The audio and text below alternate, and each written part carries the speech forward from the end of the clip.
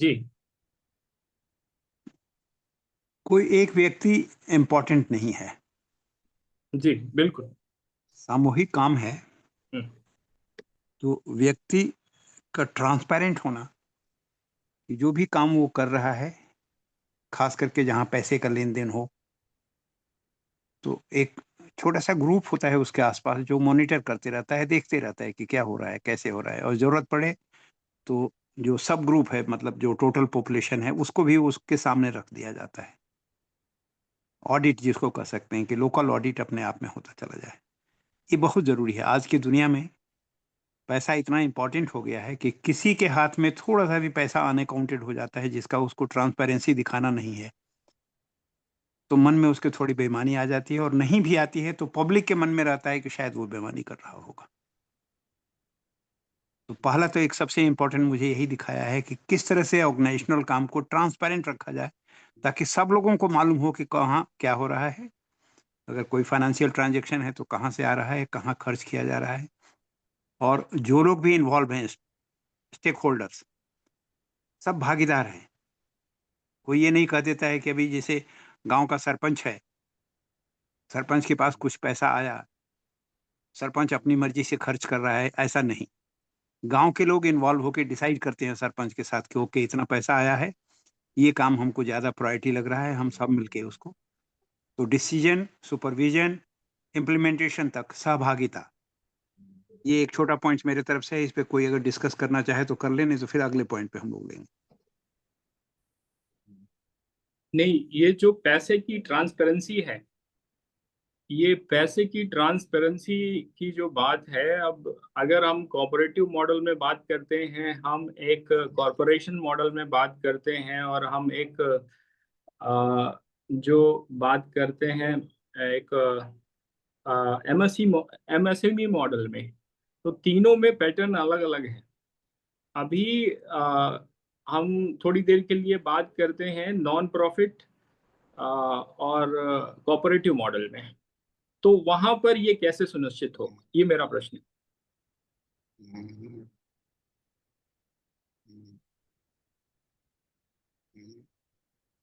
जी श्री जी। हाँ, मैं कह रहा हूँ कि मॉडल कोई भी हो, हम्म। अगर वो एक व्यक्ति आधारित हो जाता है कि अपनी मनमानी से वो कुछ भी कर सकता है, तो वहाँ हार्मोनी डिस्टर्ब हो जाता है, वहाँ लोग अलग अलग हो जाते हैं, वहाँ फिर हम्म। कोऑपरेटिव जो पर्पस है वो खत्म हो जाता है। तो इसीलिए कह रहा हूँ कि एक व्यक्ति डिजाइनेटेड हो सकता है कि वो कैशियर है या हाँ। जो भी उसकी रिस्पॉन्सिबिलिटी है, लेकिन हमेशा एक छोटी सी टीम उसके साथ है जो ऑडिट कर रही है और वो सबको बता रही है कि क्या हो रहा है। एटलीस्ट 6 महीने में, साल भर में, जरूरी नहीं है कि हर दिन बताए। जी। तो हर काम के लिए एक सब ग्रुप है जो उसको मॉनिटर कर रहा है, और वो चेंज हो सकता है, वो परमानेंटली नहीं है कि वही रहेगा। अकाउंटेंट हो सकता है वही रहे, लेकिन मॉनिटरिंग ग्रुप चेंज होता रहेगा, क्योंकि उसको अकाउंटिंग करने की और टेक्निकलिटी से उतना मतलब नहीं है, हम्म। उसको सिर्फ प्योरिटी ऑफ इंटेंशन से मतलब है। जी। भाई साहब एक चीज पूछ रहा था। ये एक्चुअली हमारे यहाँ मध्य प्रदेश में का जबलपुर शहर में एक कोऑपरेटिव का बहुत अच्छा मॉडल है जिसको कहते हैं इंडियन कॉफी हाउस। उस मॉडल में हर आदमी रोटेट होता है।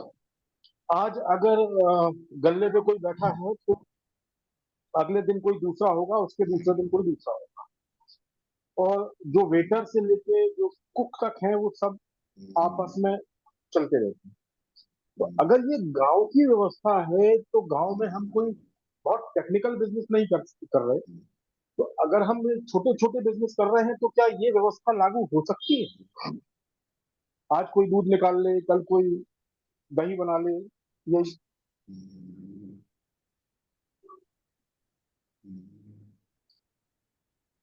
जी भाई साहब। देखिए, कोई भी चीज कहीं भी लागू हो सकती है, प्रोवाइडेड वहां के लोग चाहें। ये जन जागरण वाली बात है कि अभी तक जो मेंटेलिटी है कि जिसके हाथ में पैसा या पावर आ जाता है, घर में भी देखिए, अगर 5 या 10 भाई हैं, जिसके हाथ में किसी तरह से सोर्स ऑफ इनकम कुछ ज्यादा आ जाता है, वो बाकी भाइयों से शेयर नहीं करता है। एक ह्यूमन टेंडेंसी है।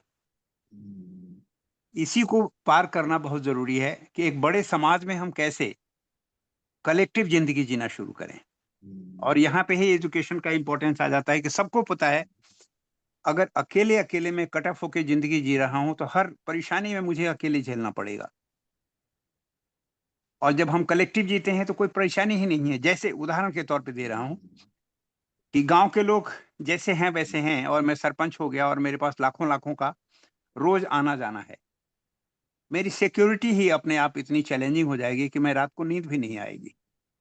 लेकिन अगर हम सब लोग मिलके उसको महसूस कर रहे हैं कि ये पैसा सबके लिए है, जैसे पोपटराव पवार का एवरे बाजार एक लिविंग एग्जाम्पल है, उस केस में उसकी सिक्योरिटी की कोई प्रॉब्लम नहीं है, क्योंकि उसको मालूम है कि ये अगर पैसा आया है, अगर मैं घर में भी रखा हूं तो ये मेरा नहीं है, पूरे गांव का है। उसमें से कोई भी छीनने के लिए, कोई भी उसको डिस्टर्ब करने के लिए नहीं आता है, बिकॉज एवरीबडी इज ओनर, को ओनर जिसको बोलते हैं। तो ये एजुकेशन का सिस्टम है सबसे पहले, कि जब हम इकट्ठा होते हैं, मान लीजिए हम लोग 7 लोग हैं, 8 लोग हैं, तो हम लोग का भी एक हर चीज डिसाइडेड होना चाहिए कि हम किसके लिए ये कर रहे हैं, कैसे करेंगे, बिल्कुल ठीक। कैसे उसको ऑडिट करेंगे, हर चीज सबके सामने डिसाइड हो रहा है। उसमें जरूर कोई व्यक्ति कॉम्पिटेंट होगा, उसके अनुसार वो काम करेगा। जैसे उदाहरण के तौर पे मान लीजिए कोऑपरेटिव ही हम बना लेते हैं, कोई व्यक्ति अकाउंटिंग सिस्टम में बहुत अच्छा है तो उसको हम कैशियर बना देते हैं कि अकाउंट करो। डिसीजन नहीं कि तुम कहाँ खर्च करोगे, कैसे खर्च करोगे, कितना खर्च करोगे, वो प्योरिटी ऑफ इंटेंशन वाला एक सब ग्रुप है जो कर रहा है। कोई व्यक्ति है गवर्नमेंट के साथ लाइजन में बहुत अच्छा होगा, कोई व्यक्ति है जो सफाई सुथरा और सब कुछ को व्यवस्थित कर सकता है। तो ऐसे ऐसे अलग अलग रिस्पॉन्सिबिलिटीज बांटी जा सकती हैं और वो सब रोटेट होती हैं, जैसे आप कह रहे हैं। कुछ खास स्पेसिफिक है कि इसी स्किल के आदमी को किया जाएगा तो उसको ट्रेन करके उसको कराया जाएगा, लेकिन नहीं भाई साहब, ट्रांसपेरेंसी। जी मुझे को ऐसा लगता है, मेरा ऐसा विचार है कि जिस मॉडल पे अपन काम करने की बात चर्चा चल रही है, उन मॉडल में रोटेटिंग सिस्टम इसलिए बेहतर रहता है क्योंकि सबको जानकारी है कितना कहाँ किसका आ रहा है, आज कितना बना, कितना खर्चा हुआ, कितनी मिर्ची लगी, कितना।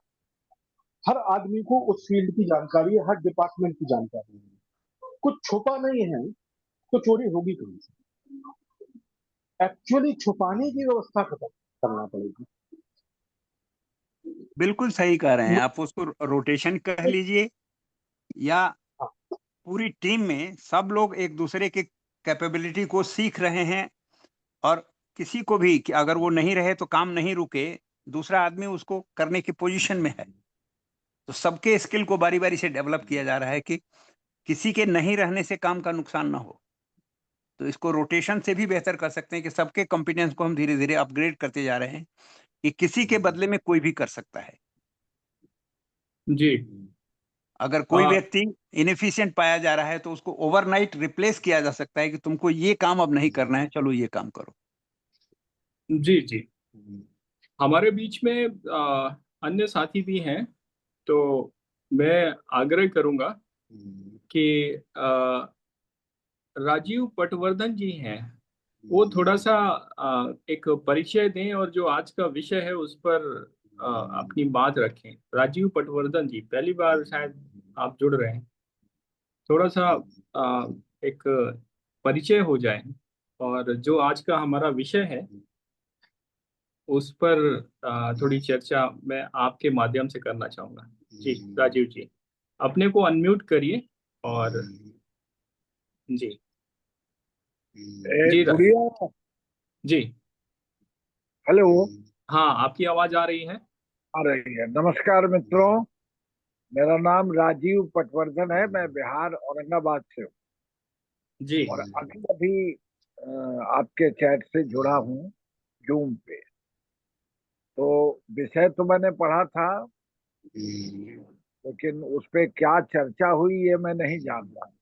जी जी तो मैं चूंकि 10-15 मिनट में लेट हो गया, जी तो इसलिए त्रुटि को क्षमा करेंगे। और वो जानता तो मैं फिर वो आगे मैं चर्चा रखना चाहूंगा अपनी बात।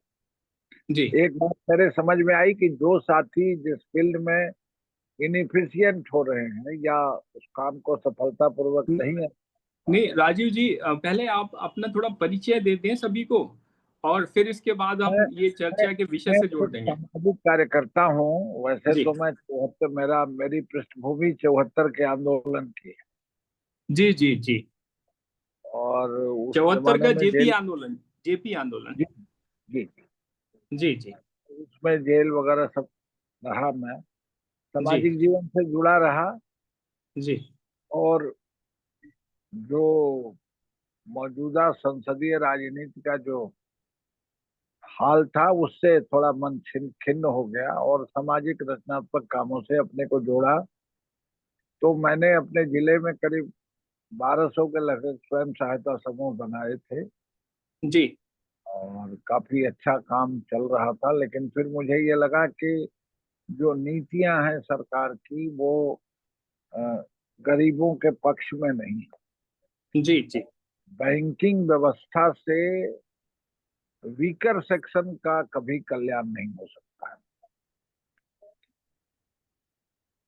जी क्योंकि सूद की दरें इतनी ज्यादा हैं कि जो प्रथम श्रेणी का उत्पादक है, जिसको हम लोग प्राइमरी सेक्टर के लोग कह सकते हैं, वीकर सेक्शन का आदमी प्राइमरी सेक्टर का उत्पादन करेगा, उसको मार्जिन उस काम में कितनी नहीं है कि वो, जैसे दूध ही अगर वो बनाता है तो गोपालन करेगा, तो हमको जो झटका लगा वो ये देखा मैंने कि 4 महीने गौ बेसुख जाती है, यानी दूध नहीं देती, जी और उस वक्त सूद की दरें चलती रहती हैं। जी और गाय पेट में बच्चा रहता है तो गाभिन होने के चलते हम लोग को उसको ज्यादा खिलाना भी पड़ता है, जी तो वो सक्सेस नहीं कर पाता है। जी तो एक मॉडल हमारे यहाँ पलामू जिला है, हमारे बॉर्डर से सटा हुआ, अब झारखंड में चला गया। जी वहाँ के एक तो राजा थे, वो बड़े मशहूर थे इलाके में। उनके विषय में एक कहावत है कि पलामू का राजा निदनिया और घर घर बाजे मधनिया। माने हर घर में गौपालन के चलते मधान बजना, मतलब दही मट्ठे का काम। जी तो वो गाय, जो गरीब आदमी जाता था उसको वो 5 गाय दे देता था। जिस उम्र की गाय वो दे रहे हैं वही उम्र की गाय 5 साल बाद वो ले लेते थे। जी यानी इंटरेस्ट नहीं लिया उस। और अभी तक जितनी भी स्कीमें हैं सरकार से जुड़ी, बैंक से जुड़ी, कुछ भी है, वो बिना सूद के तो कोई चलेगा ही। जी तो हम लोग जो बैंक आधारित काम किए सेल्फ हेल्प ग्रुप का, जी या तो सरकार पूरी मदद करे और नहीं तो फिर वो बिखर जाएंगे। जी तो उस जी अनुभव के बाद फिर गोविंद जी से बातचीत हुई। फिर मैं उनके, उन्हीं के मतलब प्रभाव से मैं बनारस गया। वहाँ गौशाला है विंध्याचल में, जी और घूमा। अभी भी राष्ट्रीय स्वाभिमान आंदोलन में गया था। जी राष्ट्रीय आंदोलन के कर्नाटक गया था मैं, जी जी सेडम।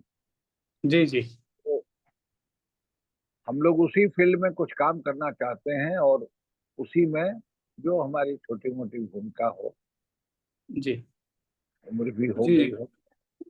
गोविंद जी से हम लोग भी जुड़े हुए हैं। और अभी जब उनका जन्मदिन समारोह था तो हमारे से कुछ साथी थे वहां पर। हम्म। अभी जो सेल्फ हेल्प ग्रुप में जो आपके अनुभव रहे खट्टे मीठे, और ये जो बैंकिंग व्यवस्था की वजह से अचानक आपने निर्णय लिया कि इसको आगे नहीं बढ़ाएंगे, तो अभी बैंकिंग व्यवस्था एक हिस्सा है, सेल्फ हेल्प ग्रुप हो या कोऑपरेटिव हो, इसके संचालन में और क्या क्या समस्याएं आपको दिखी बैंकिंग व्यवस्था के अलावा? एक तो अगर आप किसी से व्यापार कराएंगे, जी गौपालन तो वो कर लेगा, जी लेकिन व्यापार वो नहीं जानता, हम्म, हिसाब किताब नहीं जानता, उसके अंदर वो स्किल भी नहीं। और ऐसे भी हम जब बड़े बड़े प्रोफेसरों से मिले तो आईएमएम के एक प्रोफेसर ने हमसे कहा कि देखिए 9 से 10% लोग ही बिजनेस स्किल के होते हैं किसी भी सोसाइटी। ज्यादा आदमी व्यापार नहीं कर सकते। जी सेल्फ हेल्प ग्रुप का जो काम था, मैंने खुद का अपना कारोबार खड़ा करना, जी तो एक तरह से फिर व्यापार के क्षेत्र में आना होगा, गाय पोसेगा बेचेगा, उसको एक सपोर्टिंग एजेंसी चाहिए जो उसके व्यापारिक हितों को देखे और उसको सस्टेन कराए। मतलब मेरी सोच है जब तक टिकाऊ विकास की अवधारणा पर काम नहीं होगा तो कोई स्कीम कितना भी बढ़िया हो, लेकिन अंततः वो करने वाले के पास अगर वो स्किल नहीं हुआ तो आप नीचे जाएंगे गांव में। मैं ज्यादातर वीकर सेक्शन के साथ काम किया हूँ, शेड्यूल का, एक्सट्रीम बैकवर्ड क्लासेस, ज्यादा संख्या गरीबों में इन्हीं लोगों की है। सरकार की जितनी भी स्कीम रहती है वो वर्चुअली वेलिडेशन स्कीम है, वो बीपीएल लोगों के लिए ही थी। जो काम हम लोगों ने किया था 1999 में वाजपेयी जी ने स्वर्ण जयंती ग्राम स्वरोजगार योजना एक स्कीम लाई। हम लोग के पास अनुभव नहीं था, जब उसमें घुसे काम किए, अंत में जब परिणाम देखे तो ये महसूस हुआ कि ऊपर बैठ के योजनाएं बनाना, एक काल्पनिक परिणाम निकाल लेना, और उसका जो व्यवहारिक पक्ष है वो एकदम, जैसे मैं आपको, समय है मैं बोलूं या, जी क्योंकि जी बहुत, जी बताइए बताइए। जी मैं अपना एक अनुभव शेयर कर। जी जी मैंने देखा कि मेरे फेल होने के क्या क्या कारण रहे हैं, तो मैंने एक सर्वे डायग्राम बनाया और उसमें 22 बिंदुओं पर सर्वे किया, जिसमें उनके कर्जे, उनके रहन सहन, पढ़ाई, बच्चे कितने हैं, बेटी कितनी है, बेटा कितना है, शिक्षा क्या है, जमीन क्या है। तो एक बड़ी आश्चर्यजनक बातें हुई। जैसे एक महिला को बैंक से लोन मिला, मैं उम्मीद कर रहा था कि वो गाय खरीदेगी। तो उसने क्या किया कि अपनी बेटी की शादी तय कर दी उसी पैसे। अब मैं गया, मुझे मालूम हुआ, मैंने कहा क्या किया तुमने? तो कहा कि मगही में, हमारे यहाँ मगध का इलाका है, इज्जत बचाऊं कि हम व्यापार करूं।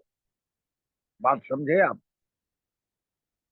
अब उसकी बिटिया 14-15 साल की हो गई है, तो वो ये समझ रहा है कि अगर बेटी की शादी अगर तुरंत नहीं किया तो फिर इसको दूल्हा नहीं मिलेगा, इसकी शादी नहीं होगी। विकर सेक्शन में ये सब समस्याएं रहती हैं, हकीकत में उनके साथ ये समस्या है। तो मैंने देखा कि अ, ऐसे बहुत सारे मामले में जो पैसा था वो डाइवर्ट हो गया। मैंने फिर उसको बताया कि मान लो अब जैसे शादी हुई, फिर गौना होगा, दोंगा होगा, फिर उसके बच्चे होंगे, सब में तुम्हारा खर्च बढ़ेगा।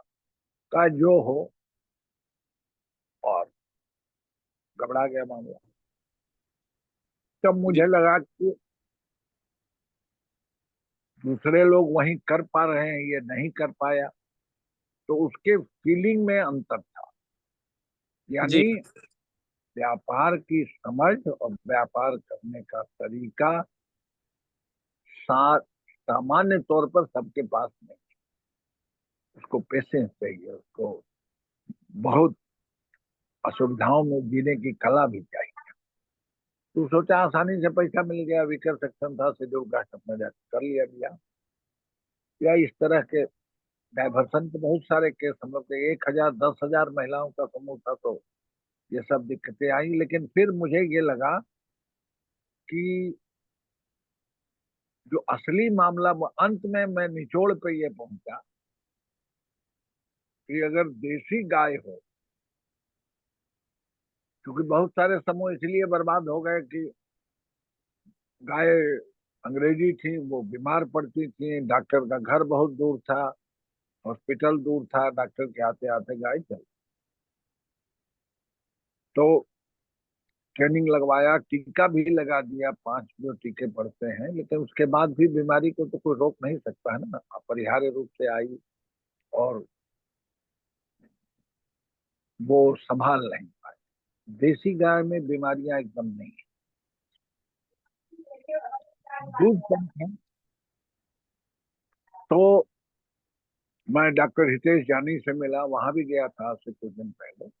और फिर गुजरात घूमने के बाद मुझे लगा कि गोबर और गौमूत्र ये 2 बड़े संसाधन के तौर पर अगर गांव में, तो मैं अभी एक प्रशिक्षण केंद्र अपना बनाने जा रहा हूँ, जी इसी में लगा हूँ।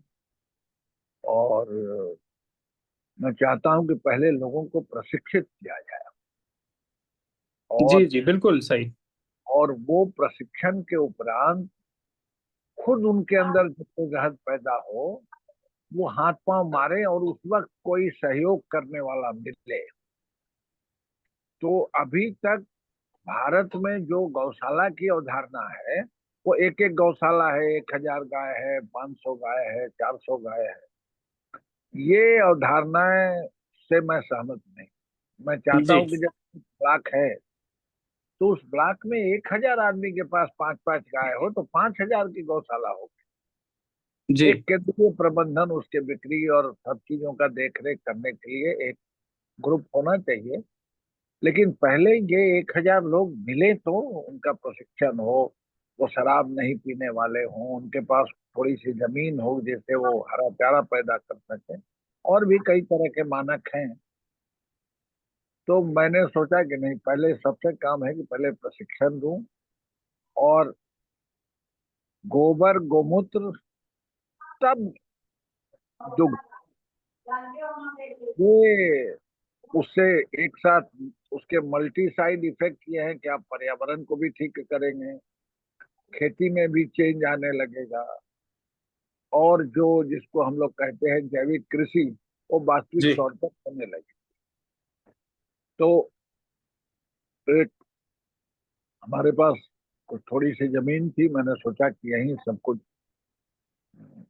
इसी गौशाला को समर्पित करूं, राधा कृष्ण गौशाला को। और मैं यही काम करना चाहता था, आप लोगों से सीखने के लिए आज मैं जून से जुड़ा हूं। जी राजीव जी, हमारा आ, ये जो समूह है इसमें एक सलाहकार समूह भी हम लोग बना रहे हैं, जिसमें कि अलग अलग विषयों के लोग जुड़े हुए हैं और वो हमें सलाह देते हैं, क्योंकि जो जमीन पर साथी काम कर रहे हैं उनको सलाह मिलती रहे और एक दूसरे से चर्चा होने से चीजें बेहतर होती हैं।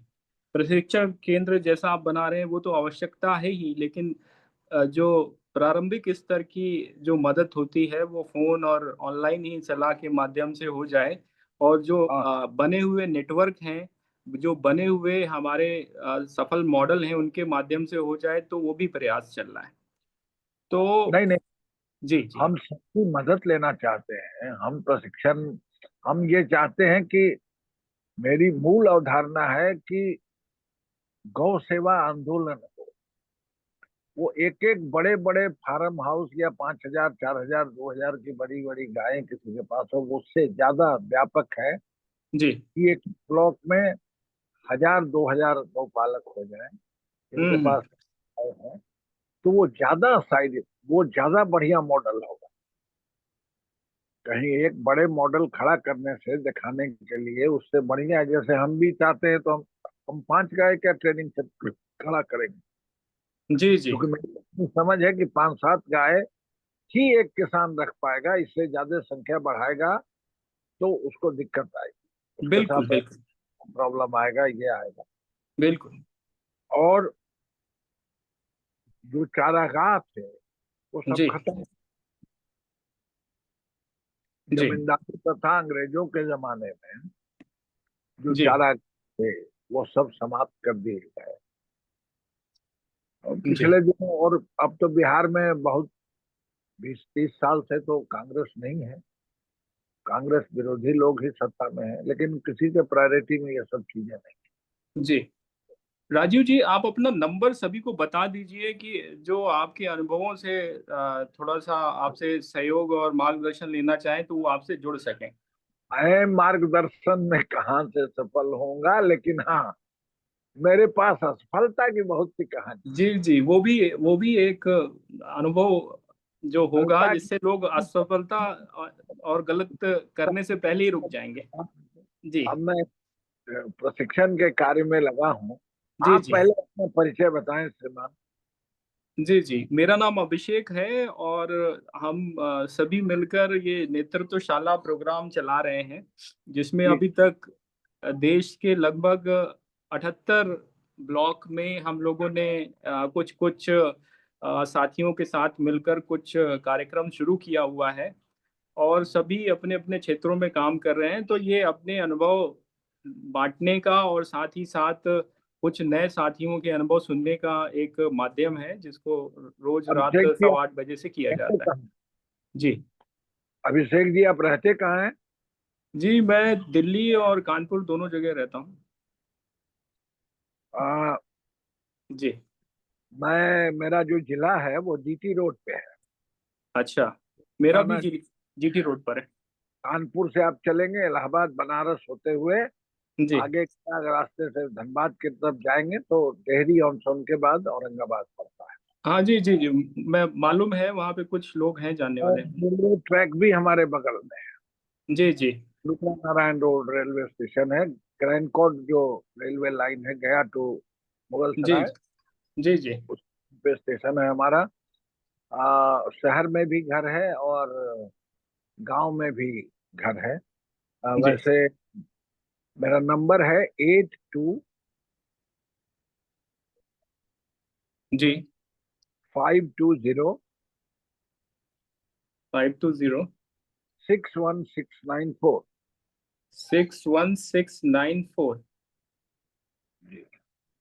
8252061694। सभी साथी नोट कर लें। और जो राजीव जी हैं, एक बहुत ही वरिष्ठ और बहुत ही अनुभवी हैं, उनके जो सफलताएं और विफलताएं दोनों से सभी लोग सीख सकते हैं।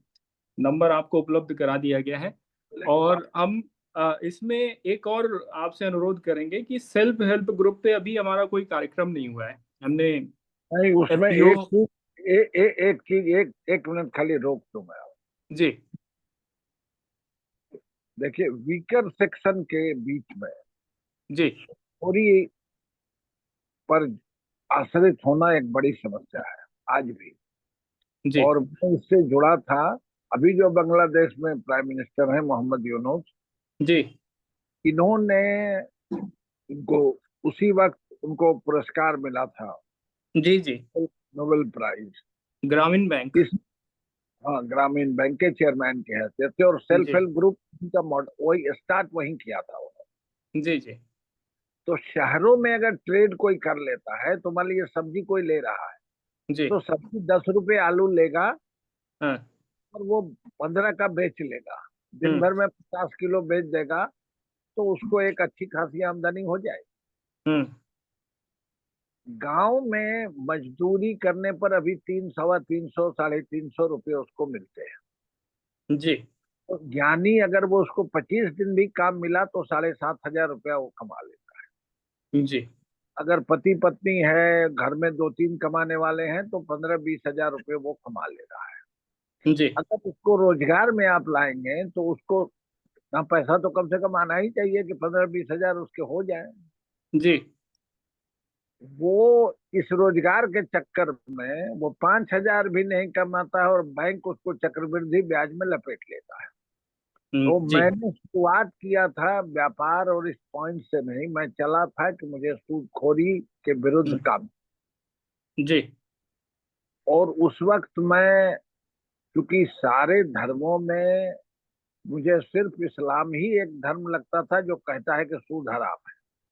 हम्म। और इसलिए मैं उस बात से बड़ा, क्योंकि मैंने देखा कि गरीब आदमी 200 रुपये कर्जा लिया है और 2200 रुपया देने के बाद भी उसके यहाँ 4 हजार बकाया सूदखोर का है। वो जी सैकड़ा माने 72% सालीना। जी और अगर 3 महीने में वो पैसा नहीं दिया तो वो फिर सूद का माल, यानी वो समझिए 150%। जी ये स्थिति देख के मुझे ये लगा कि ये इस समस्या पर काम करना चाहिए। और मैं आपको बताऊं, चमत्कारिक रूप से मैंने 8,000 परिवारों को सूदखोरी से तो निकाल दिया, जी सूद महाजन से वो मुक्त हो गए, जी लेकिन फिर जाके रोजगार के चक्कर में जो इसका स्वर्ण जयंती ग्राम स्वरोजगार योजना है, तो मुझे लगा कि वाजपेयी से मैं इंस्पायर भी रहता था थोड़ा। पहली बार विपक्ष की सरकार बनी थी, राष्ट्रभक्त लोग थे, तो मुझे यह लगता था कि जरूर बहुत सोच समझ के बनाया हूँ। उसमें सारे कंपोनेंट मौजूद थे, लेकिन लागू करने वाली जो एजेंसी है, जी हेलो, जी जी वो जो ब्यूरोक्रेसी है, उसका तो एम एंड ऑब्जेक्ट नहीं ना है कि वो जी पॉवर्टी एलिवेट करे, वो अपने कैरियर पर ओरिएंटेड है। जी तो सरकारी मशीनरी या बैंकिंग की जो मशीनरी है, इनके एजेंडा में वीकर सेक्शन को अपलिफ्ट करना या समाज से पॉवर्टी हटाना, ये सब इनका एजेंडा नहीं, वो सिर्फ आईवास करते जी हैं। एकदम पक्का यकीन है वो आईएएस हो, मेरे कम से कम 50 तो बड़े उच्च अधिकारी, गवर्नमेंट ऑफ इंडिया के सेक्रेटरी, बिहार सरकार के chief secretary, revenue secretary, development secretary, सबसे मेरी चर्चा काफी मित्रवत हुई। लेकिन मैंने देखा कि उन लोगों का टारगेट क्या है, उनका टारगेट है अपना कैरियर। वो अब एक सोशल एक्टिविस्ट का टारगेट होता है कि हम वो लक्ष्य पालें। हमको लगा कि अगर एक ही ब्लॉक में 1,000 आदमी को मैं गौ आंदोलन से जोड़ लिया और 5,000 गाय आ गई, तो मैं अपने जीवन को सफल समझ। लेकिन उसके जीवन में नहीं वो चाहेगा कि एसडीओ है, कलेक्टर बने, कमिश्नर बने, चीफ सेक्रेटरी बने, और उसके लिए वो ये सब मतलब उसके कैरियर के की सीढ़ियां आएंगे बात।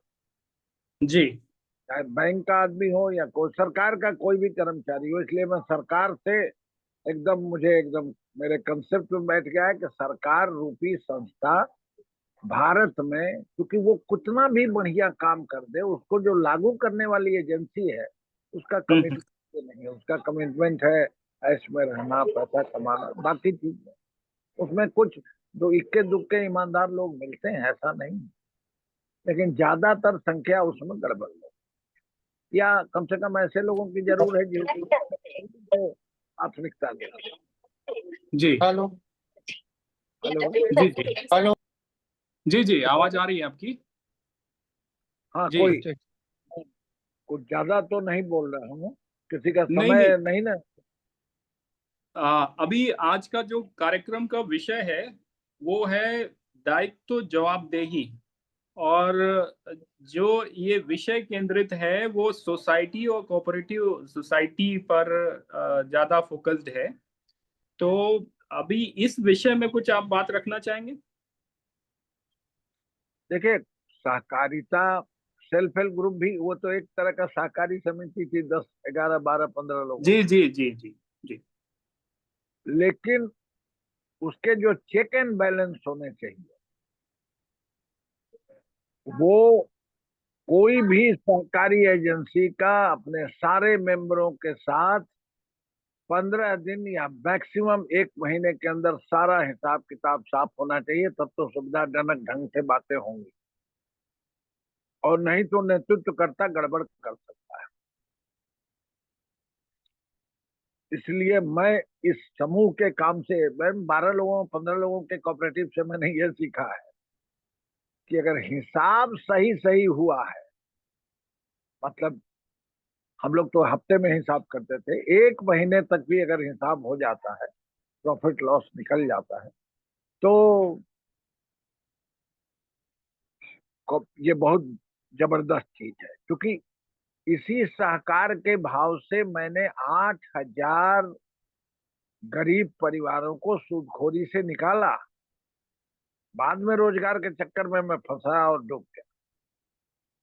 लेकिन ये वो शुरू जिस एम को लेके चला था वो तो सफल रहा, लेकिन वो टिकाऊ नहीं है। जी जी टिकाऊ विकास के लिए मान लीजिए उसको आज एक कर्जा से हम मुक्त कर दिया, फिर उसको कल जरूरत है बीमारी में फलाने में, तो उसके पास जब तक इनकम जनरेटिंग स्कीम नहीं होगी और उस गरीब की आमदनी नहीं बढ़े, अब आमदनी उसकी कितनी है, कितनी होनी चाहिए, उसके लिए क्या फ्रूटफुल और पॉजिटिव स्कीम होगी, ये एक बहुत विचारणीय विषय है। और जब तक इकोनॉमिक्स और बैंकिंग मैनेजमेंट का पूरा ज्ञान न हो, हमको 10 साल लगे इस सब समझने में, तो जो अच्छा आमतौर पर सामाजिक कार्यकर्ता होता है उसको ये सब उसमें अच्छी अच्छी बातें तो उसको बहुत नजर आएगी। जी जो जी सुनने मुझे भी लगा कि ये ऐसा रिजल्ट होगा, वैसा जो अफसरशाही करती है हम्म। आपको बढ़िया रिजल्ट बना के दे देगी, प्रोजेक्शन में आपको लगेगा क्या बात है। अच्छा, इसमें एक और बात है, हमारे साथ डॉक्टर सुभाष नालंगे जी भी जुड़ चुके हैं। ये एग्रो एंटरप्रेनर हैं और इन्होंने बहुत सारी कोऑपरेटिव बनाई हैं। महाराष्ट्र जो है वो कोऑपरेटिव का प्रदेश बोला जाए तो कोई अतिशयोक्ति नहीं होगी, क्योंकि नहीं, बिहार और महाराष्ट्र की आबादी लगभग बराबर है। लेकिन बिहार में जो कोऑपरेटिव हैं उनकी संख्या और महाराष्ट्र में जो कोऑपरेटिव हैं उनकी संख्या में लगभग 8 से 9 गुना का अंतर है। महाराष्ट्र में लगभग 2,30,000 के करीब रजिस्टर्ड कोऑपरेटिव हैं, जबकि बिहार में ये संख्या 30,000 बैठती है। और उसमें भी उनकी सफलता का रेट जो है वो काफी कम है। तो ऐसा क्या होता है कि एक स्टेट में मामला सफल और दूसरे में फेल।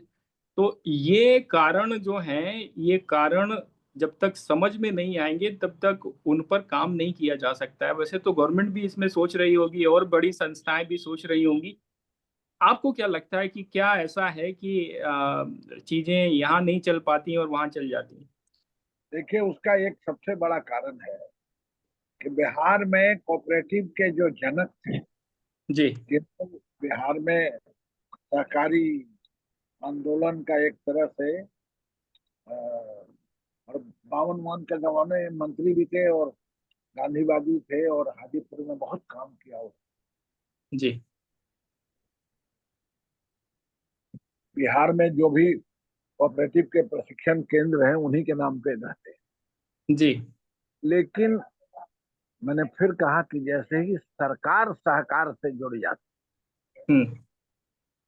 तो ऐसे ऐसे खिलाड़ी नटवर लाल आ गए इसमें, जिन्होंने पूरे कोऑपरेटिव मूवमेंट को एक ऐसा आइकॉन खड़ा हुआ उसमें, जी उस कांग्रेस का ही राज था जी कि घर बनाने से लेके आवासीय सहकारी समिति, खेती की बस बहुत जितने तरह के आप समिति सोच सकते हैं, बनाना और पैसा लूट के खा जाना जी और फिर उस लूट को बचाने के लिए सत्ता के प्रभाव का इस्तेमाल करना। जी जी और बाद में जब ये सब जेल वेल जाने लगे, जब सत्ता दूसरे की आई तो इन लोगों को परेशानी हुई, लेकिन जी फिर जी उस सत्ता को भी मिला के ठीक कर लिया पैसा कौड़ी दे। जी जी तो तो उसमें हो मॉडल, जैसे मान लीजिए गुजरात में जो मॉडल है अमूल का, जी जी तो जिस आदमी ने ये मॉडल खड़ा किया जी वो आदमी, उसके लाइफ का कमिटमेंट था। जी यहाँ सहकारिता का कमिटमेंट नहीं था, ये था कि सहकारिता को हम यूज करके जी हम कैसे करोड़पति हो जाए, हम कैसे रुपया कमा।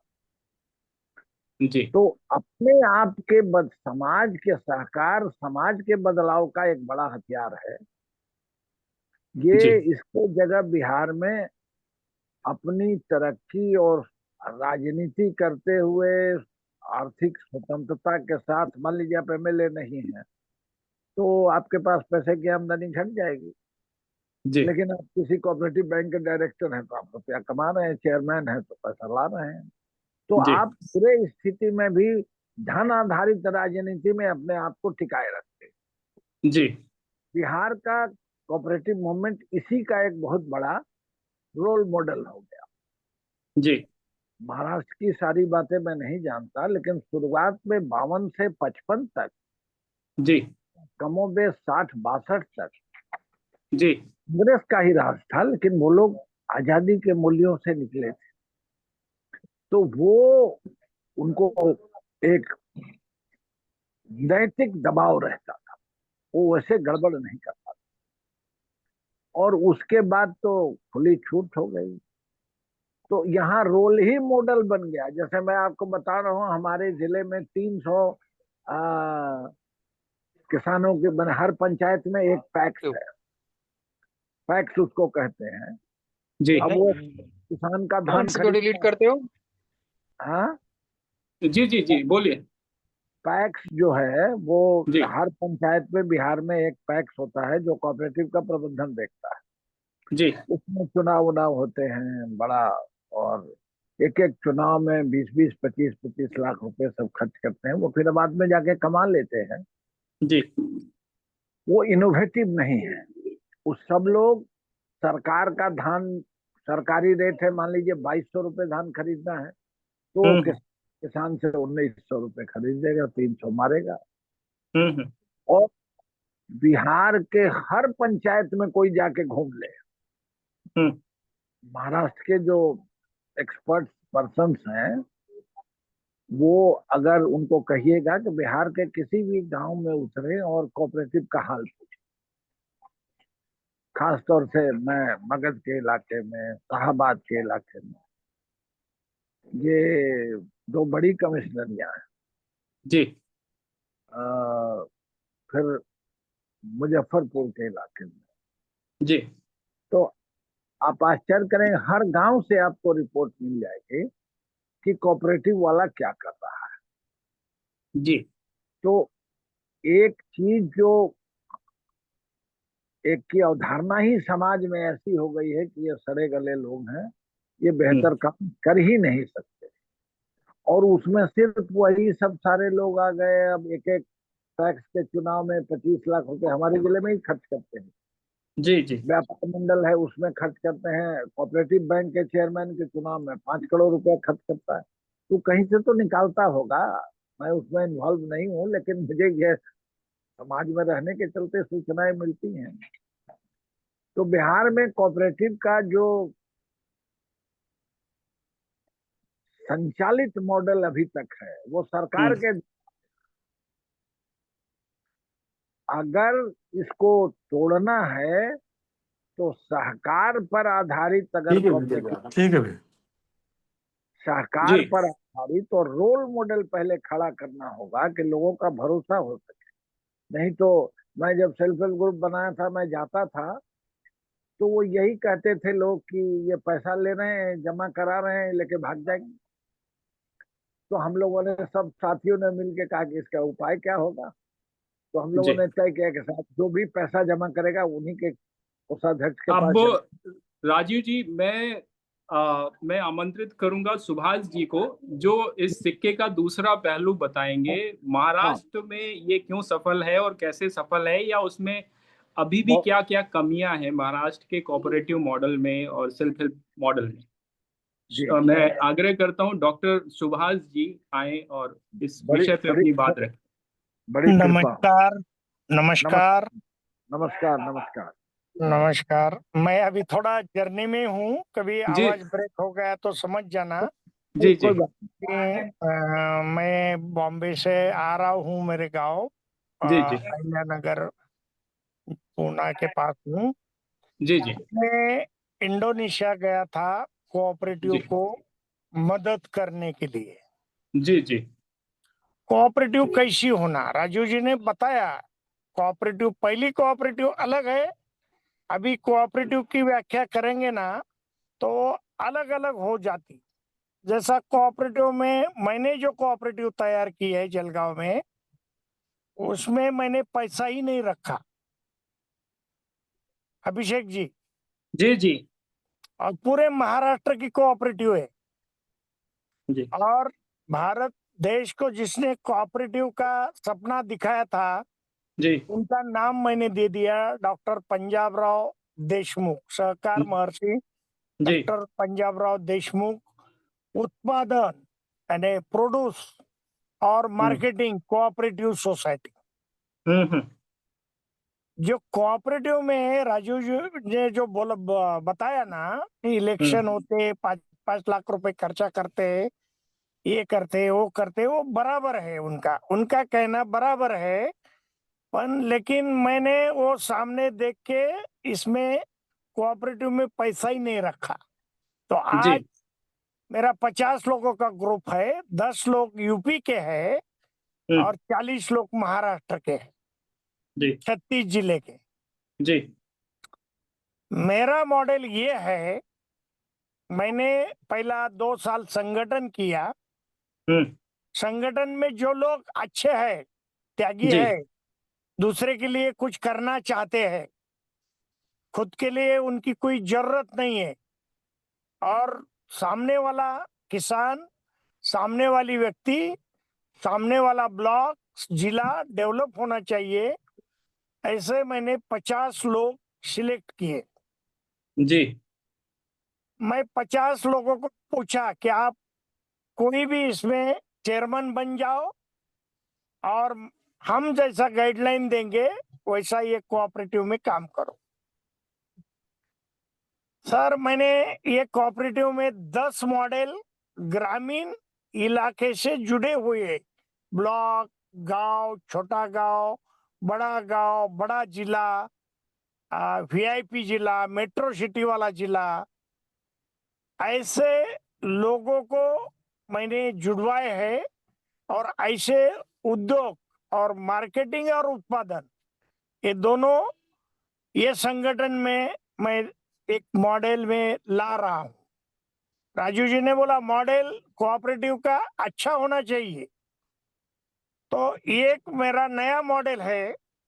मैंने जो 30 साल देखा कि सहकार में क्या होता है, सहकार में सिर्फ स्वाकार होता है और फिर पैसे खर्च हो जाते और वो सहकार बाद में बंद हो जाता है, जैसा बिहार में हुआ, बहुत जगह हुआ, महाराष्ट्र में भी बहुत हुआ है बिहार जैसा। हाँ, ऐसा नहीं है कि महाराष्ट्र भी एक बहुत बड़ा सहकार वाला स्टेट है, सहकार बहुत है यहाँ, पर यहाँ भी 25% 40% नुकसान हुआ है सहकार में। गलत रास्ते से जाने वाले लोग बहुत है, हर जगह है। तो मेरा जो मॉडल है, ये मॉडल ग्रामीण एरिया से जुड़ा हुआ है, और मैंने जो 50 लोग सिलेक्ट किए हैं, इसमें 10 लोग मुझे उत्पादन करके मेरे ग्रुप में मार्केटिंग करेंगे। जैसे आज मैं आपको एलआर भेज सकता हूं, वाराणसी से मेरे कोऑपरेटिव में कल 5 लाख रुपए का माल आया, और उसका मैं 15 दिन में जलगांव में बैठ के, मेरा एक आदमी बैठ के जलगांव में बैठ के मार्केटिंग करेगा पूरे महाराष्ट्र में। वो सीड का मार्केटिंग है, बीज का मार्केटिंग है, और वो जो मेरे संचालक है डॉक्टर रघुवंशी जी वाराणसी से है, वो कल ट्रेन से वाराणसी से निकल गए, माल पहले जलगांव में आके पड़ा है, और इसका मार्केटिंग हमने 15-20 दिन पहले 60% जो कीमती वाला माल है उसका मार्केटिंग हमने किया है, और 40% जो मार्केटिंग बचा है नॉमिनल, वो रघुवंशी आने के बाद उनके हाथ से उसका उद्घाटन होगा, और उसका बाकी 40% का भी सेल हो जाएगा। जैसा 5 लाख रुपए का माल महाराष्ट्र में बीज सेल हो गया 4 टाइप का, तो हमारे कोऑपरेटिव को 1 लाख रुपए मिलने वाले हैं। यानी 20% मटेरियल हमारे नफा हमारे कोऑपरेटिव को मिलने वाला है, वो देने वाले हैं हमको। और 80% जो रहेगा वो माल की कीमत और उनका प्रॉफिट वो लेके जाने वाले हैं। उनका खर्चा वो जी करेंगे, हमारा खर्चा हम करेंगे। हमने यहाँ एक 400 एकड़ जी तुअर का लागवड प्लांटेशन करना है हमें, जो उनकी ललिता की वैरायटी है और बहुत अच्छी चलती है कि एक बार झाड़ लगाया तो 5-6 साल जरूरत नहीं झाड़ लगाने की। उसका सीड्स हमने फाउंडेशन सीड्स उनसे मंगाया, जिसकी प्राइस है 2000 रुपए केजी। अगर हम महाराष्ट्र वाले वाराणसी से परचेस करते तो रघुवंशी जी को 2000 रुपए 1 केजी के देना पड़ता है, उनका फिक्स रेट है। लेकिन हमने क्या बोला रघुवंशी जी को कि ये अगर आपका 100 किलो सीड्स हमारे कोऑपरेटिव में आपने लाके दिया और हमारे कोऑपरेटिव को कुछ परसेंटेज दिया ज्यादा से ज्यादा, तो हम इसकी बड़े स्केल पे अच्छे जगह प्लांटेशन करके, ड्रोन से स्प्रे करके, ड्रिप से पानी देके, प्रूनिंग करके, अच्छी वाली दवाई मार के, अच्छा वाला फर्टिलाइजर देके और पूरा मिट्टी पानी चेक करके क्या देना चाहिए उसको और ज्यादा से ज्यादा यील्ड कैसा मिलना चाहिए, ये सारे चीजें उनको बता दी। वो गृहस्थ हमारे कोऑपरेटिव के सदस्य भी बने और उसने बोला कि मैं 20% कोऑपरेटिव को प्रॉफिट दूंगा। जी कोऑपरेटिव ने सिर्फ मुझे लोग बुलाना है मीटिंग में जलगांव में, 5 दिन में रहूंगा तो 5 दिन लोग आएंगे। अगर आपके लोग नहीं आएंगे कोऑपरेटिव के तो मेरे महाराष्ट्र में 20 लाख लोग हैं। कल हमारा वीडियो भी फेसबुक पे वायरल हो रहा है, एक नया तरीका मार्केटिंग का हम लोग ढूंढ रहे हैं। और हमारे 2 लोग कल दिन भर बैठेंगे फोन पे, कम से कम 500 कॉल हमको दिन में आ जाते। इसका मॉडल हमारे पास है, हाँ, और बहुत बार हो चुका है 1 साल भर। तो रघुवंशी जी जैसे तर्ज से हमने 10 लोग चुने हैं और 10 लोग हमारे कोऑपरेटिव के डायरेक्टर भी बनाए हैं और वो खुद का प्रोडक्शन करते, पैकिंग करते, ग्रेडिंग करते और जी हम हमारे कोऑपरेटिव से उसका मार्केटिंग करके कोई 20% देता है, कोई 15% देता है, कोई 10% देता है। 10% के नीचे तो हमारी कोऑपरेटिव बिजनेस नहीं करती। जैसा हमने गोट का जो डंक रहता है उसका वर्मी कंपोस्ट बनाया धुलिया डिस्ट्रिक्ट में, और जी मैंने कल ही मलेशिया से 100 टन की ऑर्डर लेके आया मैं आते समय कि मुझे 100 टन डंक वर्मी कंपोस्ट चाहिए गोट का और गोट का मिल्क भी चाहिए। दोनों का भी ऑर्डर मैं लेके आया। 3 दिन गया था मैं इंडोनेशिया। तो कोऑपरेटिव ऐसी होना चाहिए कि जी 50 लोग काम करे और 50 लोग अलग अलग शहर में रहे, अलग अलग लोगों से खुद के घर में बात करे और इसका एक सेंटर रहे, जैसा मैंने जलगांव सेंटर निकाला। क्योंकि मेरा आ, इसका अपना लखनऊ का भी आदमी आ सकता है, वाराणसी का भी आदमी आ सकता है, सूरत का भी आदमी वहां आ सकता है मार्केटिंग के लिए, बॉम्बे का भी आदमी आ सकता है, पुणे का भी आदमी जा सकता है। ट्रेन की कनेक्टिविटी जलगांव में है और जलगांव से 70 किलोमीटर जो मेरी 200 करोड़ रुपए की फैक्ट्री है कि वहां हर माल पे प्रोसेस की जाती, खेती में जो पकता है वो। तो जो मेरे कोऑपरेटिव वाले बंधु लोग हैं कि भाई तुम्हारे गांव में क्या पकता है, पपीता पकती, कितनी टन पकती, 10 टन पकती, तो तुम वो जमा करो, ट्रक में लोड करो और जो रेट रहेगा वो रेट यहाँ हमारे यहाँ महाराष्ट्र में 18 रुपए पपीता का रेट चल रहा है, 18 रुपए केजी जगह पे लेते। तो ये रेट सबको मालूम रहता है। आप 19 रुपए केजी ले लो, 1 रुपए ज्यादा दे दो, पर अच्छा माल ले लो अच्छा एक भी माल खराब होना नहीं चाहिए, रिजेक्ट नहीं होना चाहिए, और आप गाड़ी भर के कंपनी में भेज दो, तुम्हारा पैसा हम तुरंत देंगे, हमारा जो सदस्य है कोऑपरेटिव का उसके नाम से हम पेमेंट भेजेंगे। और 10 टन यानी हमको 200 टन माल लगता है 8 घंटे में प्रोसेस के लिए। कल मैं जिस होटल में रुका था वो होटल में 100 केजी रोज पपीता, 100 केजी तरबूज, 100 केजी ड्राई प्याज, ऐसे 100 केजी का 1 टन मटेरियल उनको लगता था। तो उन्होंने मुझे किचन भी दिखाया, सारा ये भी समझा दिया हमको क्या क्या लगता है, कैसा कैसा लगता है। मतलब ये सब हम दे सकते आपको, एक तो क्यूब करके दे सकते छोटे छोटे टुकड़े, एक तो पाउडर करके दे सकते, एक तो पल्प करके दे सकते। हमने जो कंपनी, हमारे आकाश जी जो है उन्होंने जो कंपनी बनाई है, तो कोऑपरेटिव के जो दोस्त चाहिए, जो हेल्प करने वाले चाहिए, ऐसे बड़े लोग चाहिए।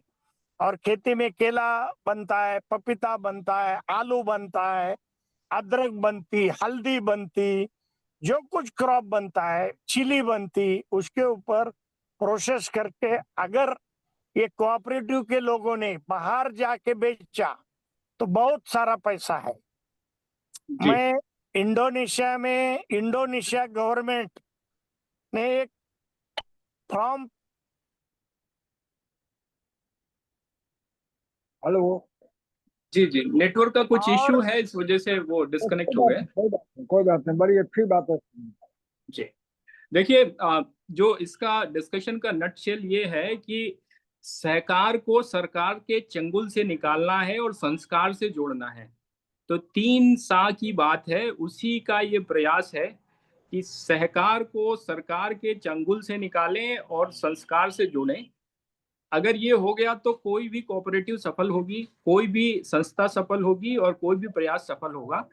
ये एक अभी तक की सोच है। तो हमारे साथ एक वरिष्ठ समाज सेवी सत्य प्रकाश भारत जी भी जुड़े हुए हैं। मैं उनके अभी भी विचार लेना चाहूंगा।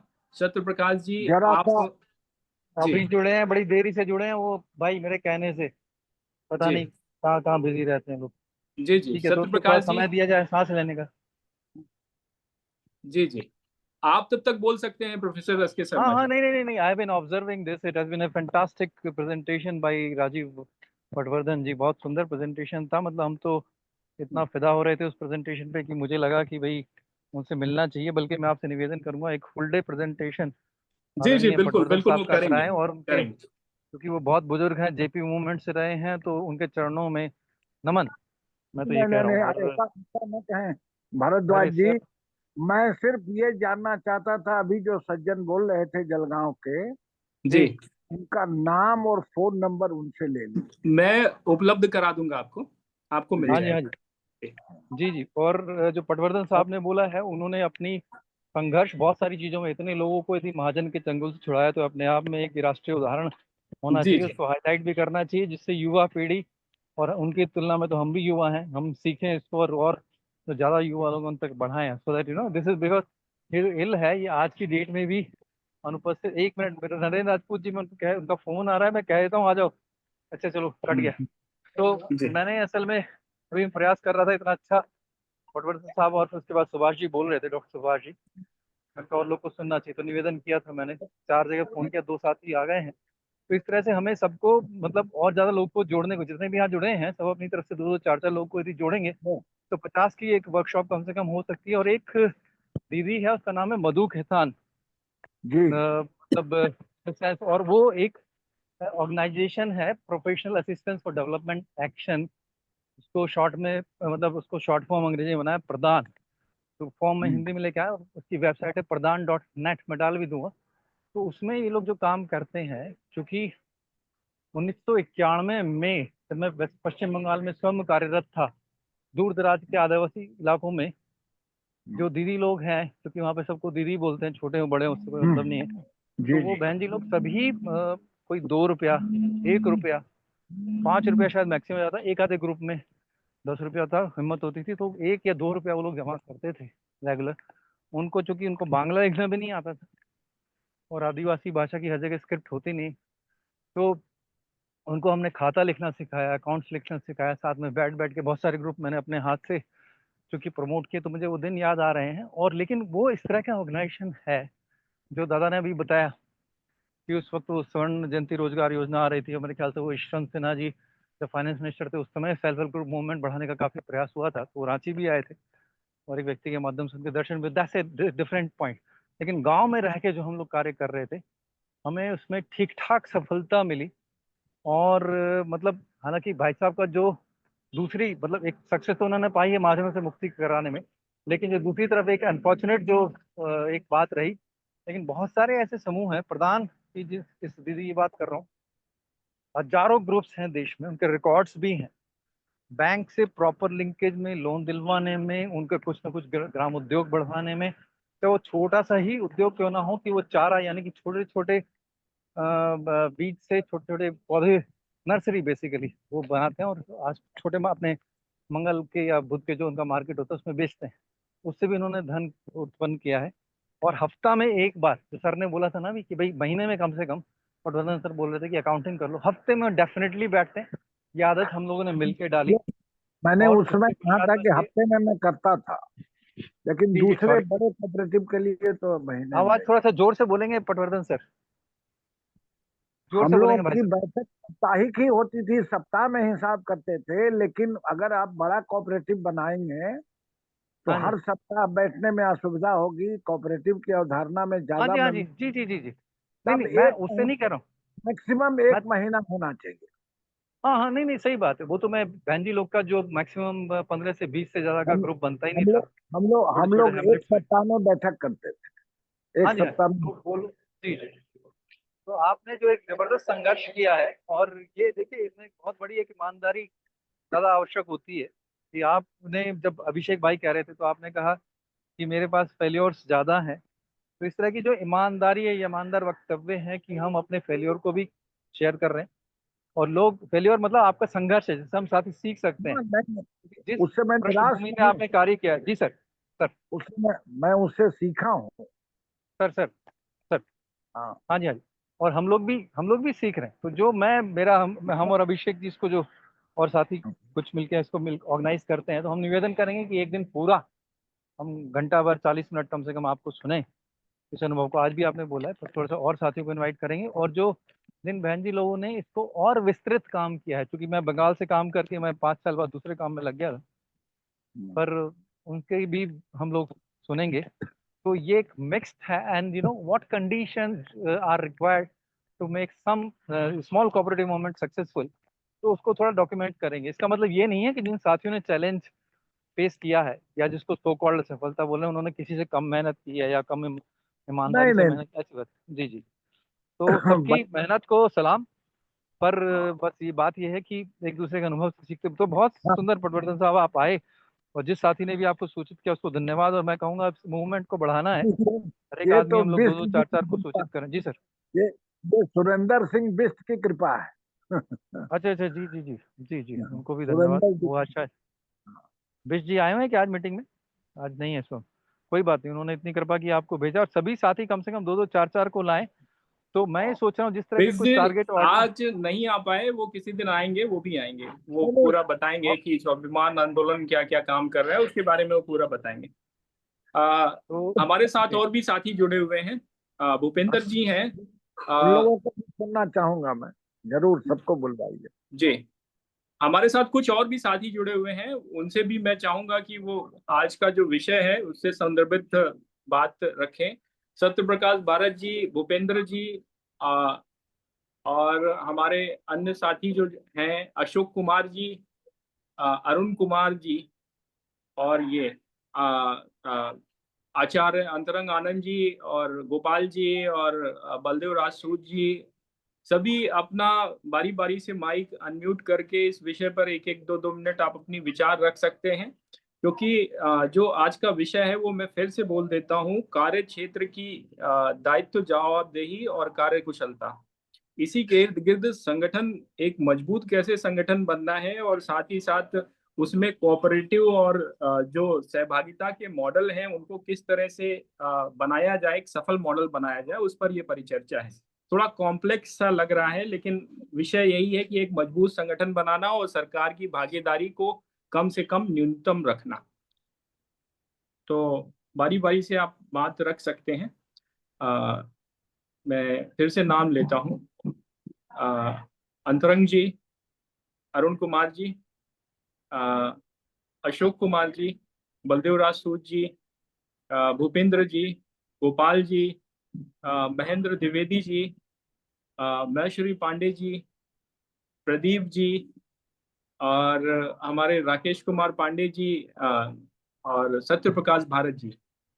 आप सभी का स्वागत है और आप सभी इस परिचर्चा से जुड़े। अभी हमारे पास समय है और आधा घंटे हम लोग अभी बात कर सकते हैं इस विषय पर।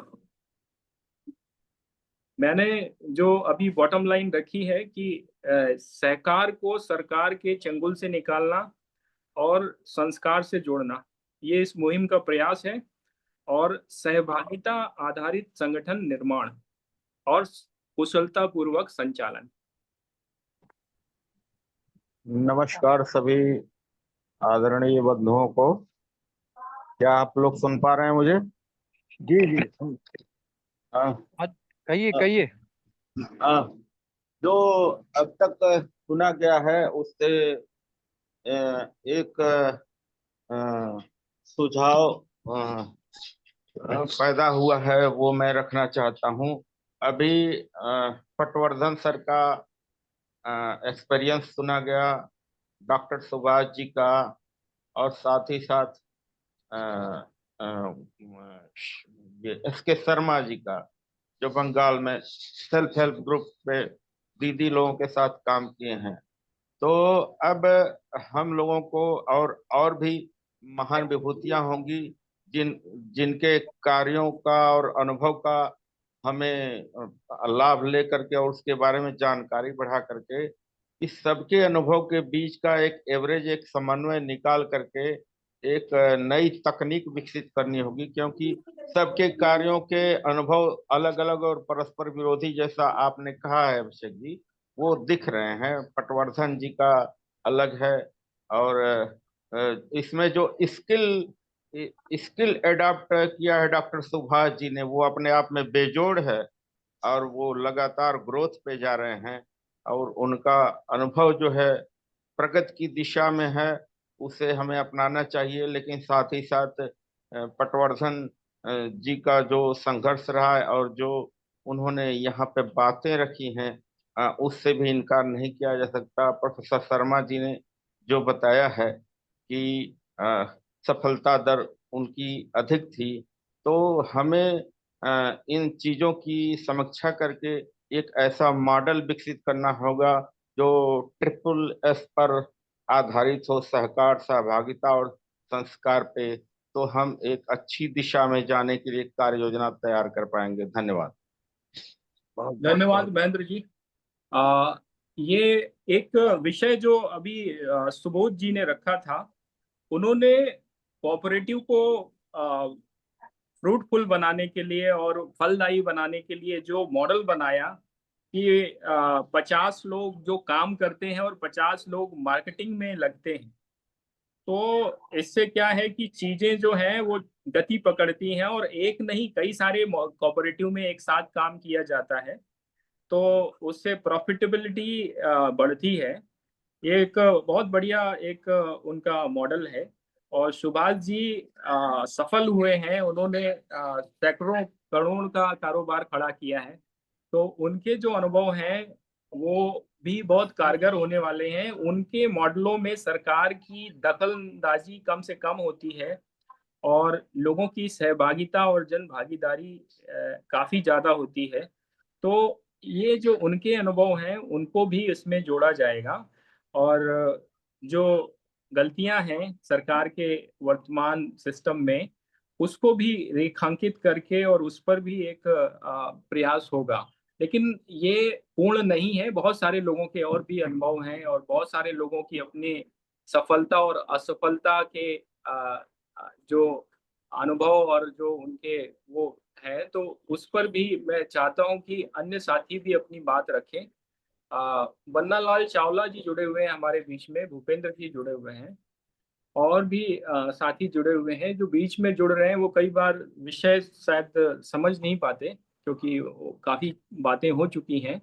तो जो साथी विषय पे जो बातें हुई हैं उनको समझ चुके हैं, तो उस पर बात रखना चाहते हैं, तो वो बारी बारी से आए। मैं बलदेव जी से बोलूंगा, महेंद्र जी से बोलूंगा। महेंद्र जी आप बोलिए। एक एक बीच में एक छोटा सा क्लैरिफिकेशन ड्यू है। हाँ, क्लैरिफिकेशन, महेंद्र भाई एक मिनट रुकना, क्लैरिफिकेशन कर देता हूँ। जो अपने महेश्वरी पांडे जी ने दो बातें बोली, एक तो सबको मिला जुला एक मॉडल बनना चाहिए, बहुत अच्छा है। दूसरा ये है कि मेरा कहने का अभिप्राय ये नहीं था कि ये ज्यादा सक्सेसफुल है या कम है, बात है कि जो संघर्ष है वो अपने आप में सक्सेसफुल है, और मैं तो दादा को सलाम वैसे ही कर रहा हूँ। तो बात यह है कि मॉडल्स अलग अलग हैं, अलग अलग परिस्थितियां, अलग अलग जिले हैं, तो उसको उस रूप में हमें समझना है। कम और ज्यादा की सक्सेस की बात नहीं है। धन्यवाद, बस ये क्लैरिफाई करना आवश्यक था। थैंक यू जी।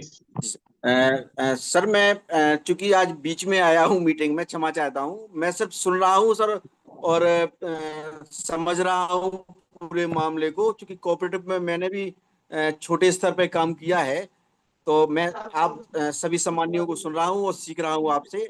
मैं सिर्फ आज सुनूंगा सर। अरे जी जी महाराज, ऐसा ठीक। है, सुनिए सम्मान्य जी, ऐसा है, जी डेली सर। 8:15 8:10 पे मीटिंग शुरू हो जाती है, चुपचाप आ जाया करो। चूंकि क्या है, ये लिंक जो है ना, वो पुराना लिंक भी काम करता है, हमें अभिषेक सर भाई ने सर ये बताया।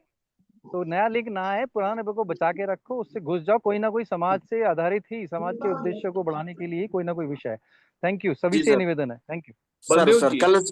कल से सर ध्यान रखूंगा सर।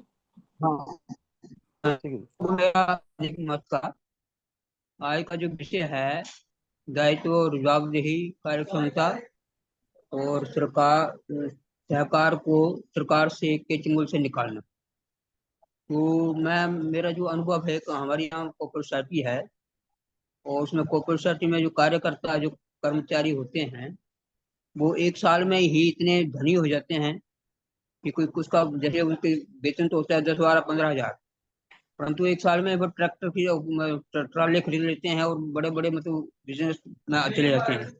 तो इसको सरकार के चंगुल से कैसे छुड़ाएंगे?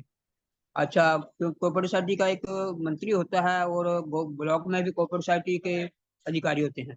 तो जो कर्मचारी होते हैं उनका उनसे मिलाप होता है। जैसे मैं एक उदाहरण दूं कि हमारे वहाँ बीपीएल परिवार का जो राशन आता है वो बिक जाता है, और बीपीएल को मिलता नहीं है। और समाज में इतनी उदासीनता है कि मतलब बीपीएल में जो लोग हैं वो अपनी बात को वहाँ रख नहीं सकते, भय करते हैं या डरते हैं, क्या मतलब उनमें कई कमियां हैं। तो सरकार के चंगुल से कैसे छुड़ाएंगे हम? क्योंकि सरकार जो है तो उसमें तो सब कुछ है, वो पावर है उसके पास, और उससे पावर से लोग डरते हैं। तो ये, एक तो ये प्रश्न ये है कि सरकार के चंगुल से सरकार को कैसे बाहर निकालना। दूसरा, जैसे कहा कि जवाबदेही और कार्यक्षमता, दायित्व। अब जवाबदेही से हमारे सरकारी कर्मचारी, अधिकारी या हमारे नेता, वो तो जवाबदेह है ही नहीं। तो उनको कैसे जवाबदेह बनाया जाए? इसके लिए तो समाज, जब समाज अपने पूरे बलबूते पर खड़ा होगा, समाज में संगठन होगा, और सच को सच और झूठ को झूठ बोलना, उसका विरोध करना, जब जब जब तक ये क्षमता नहीं आएगी समाज में, तब तक उनका विरोध कौन करेगा? तो इसलिए सरकार के चंगुल से छुड़ाने का जो विषय है बहुत महत्वपूर्ण है और गंभीर है। तो कैसे किया जाए, इसके बारे में विचार होना चाहिए। तो ये तो तब होगा जब समाज स्वावलंबी हो जाएगा, समाज में अच्छे लोग आगे आएंगे। वर्तमान में परिस्थिति ऐसी आ गई है कि कोई भी अपनी बुराई मोल नहीं लेना चाहता, कि सरकार से कौन बुराई मोल लेगी। तो सरकार अपने दबाव डाल देती है और उसको तंग करती है। कोई भी सरकार के विरोध में कोई खड़ा हो जाता है तो उसको सरकार मिटाने के लिए हो जाती है। तो मतलब ये बहुत बड़ी समस्या है, और जैसे जवाबदेही बहुत जरूरी है। अब जैसे मान लीजिए एक थाना है, हर मतलब तहसील में एक थाना होता है, और थाने के अंतर्गत कोई चोरी हो जाती है तो जिम्मेदारी किसकी है, जवाबदेही किसकी है? थानेदार की है। परंतु चोरी होती है, ट्रेस होती नहीं, और लोग पिसते रहते हैं। तो ये बहुत गंभीर मसले हैं। इन मसलों को कैसे ठीक किया जाए, इसके लिए तो बहुत संघर्ष करना पड़ेगा।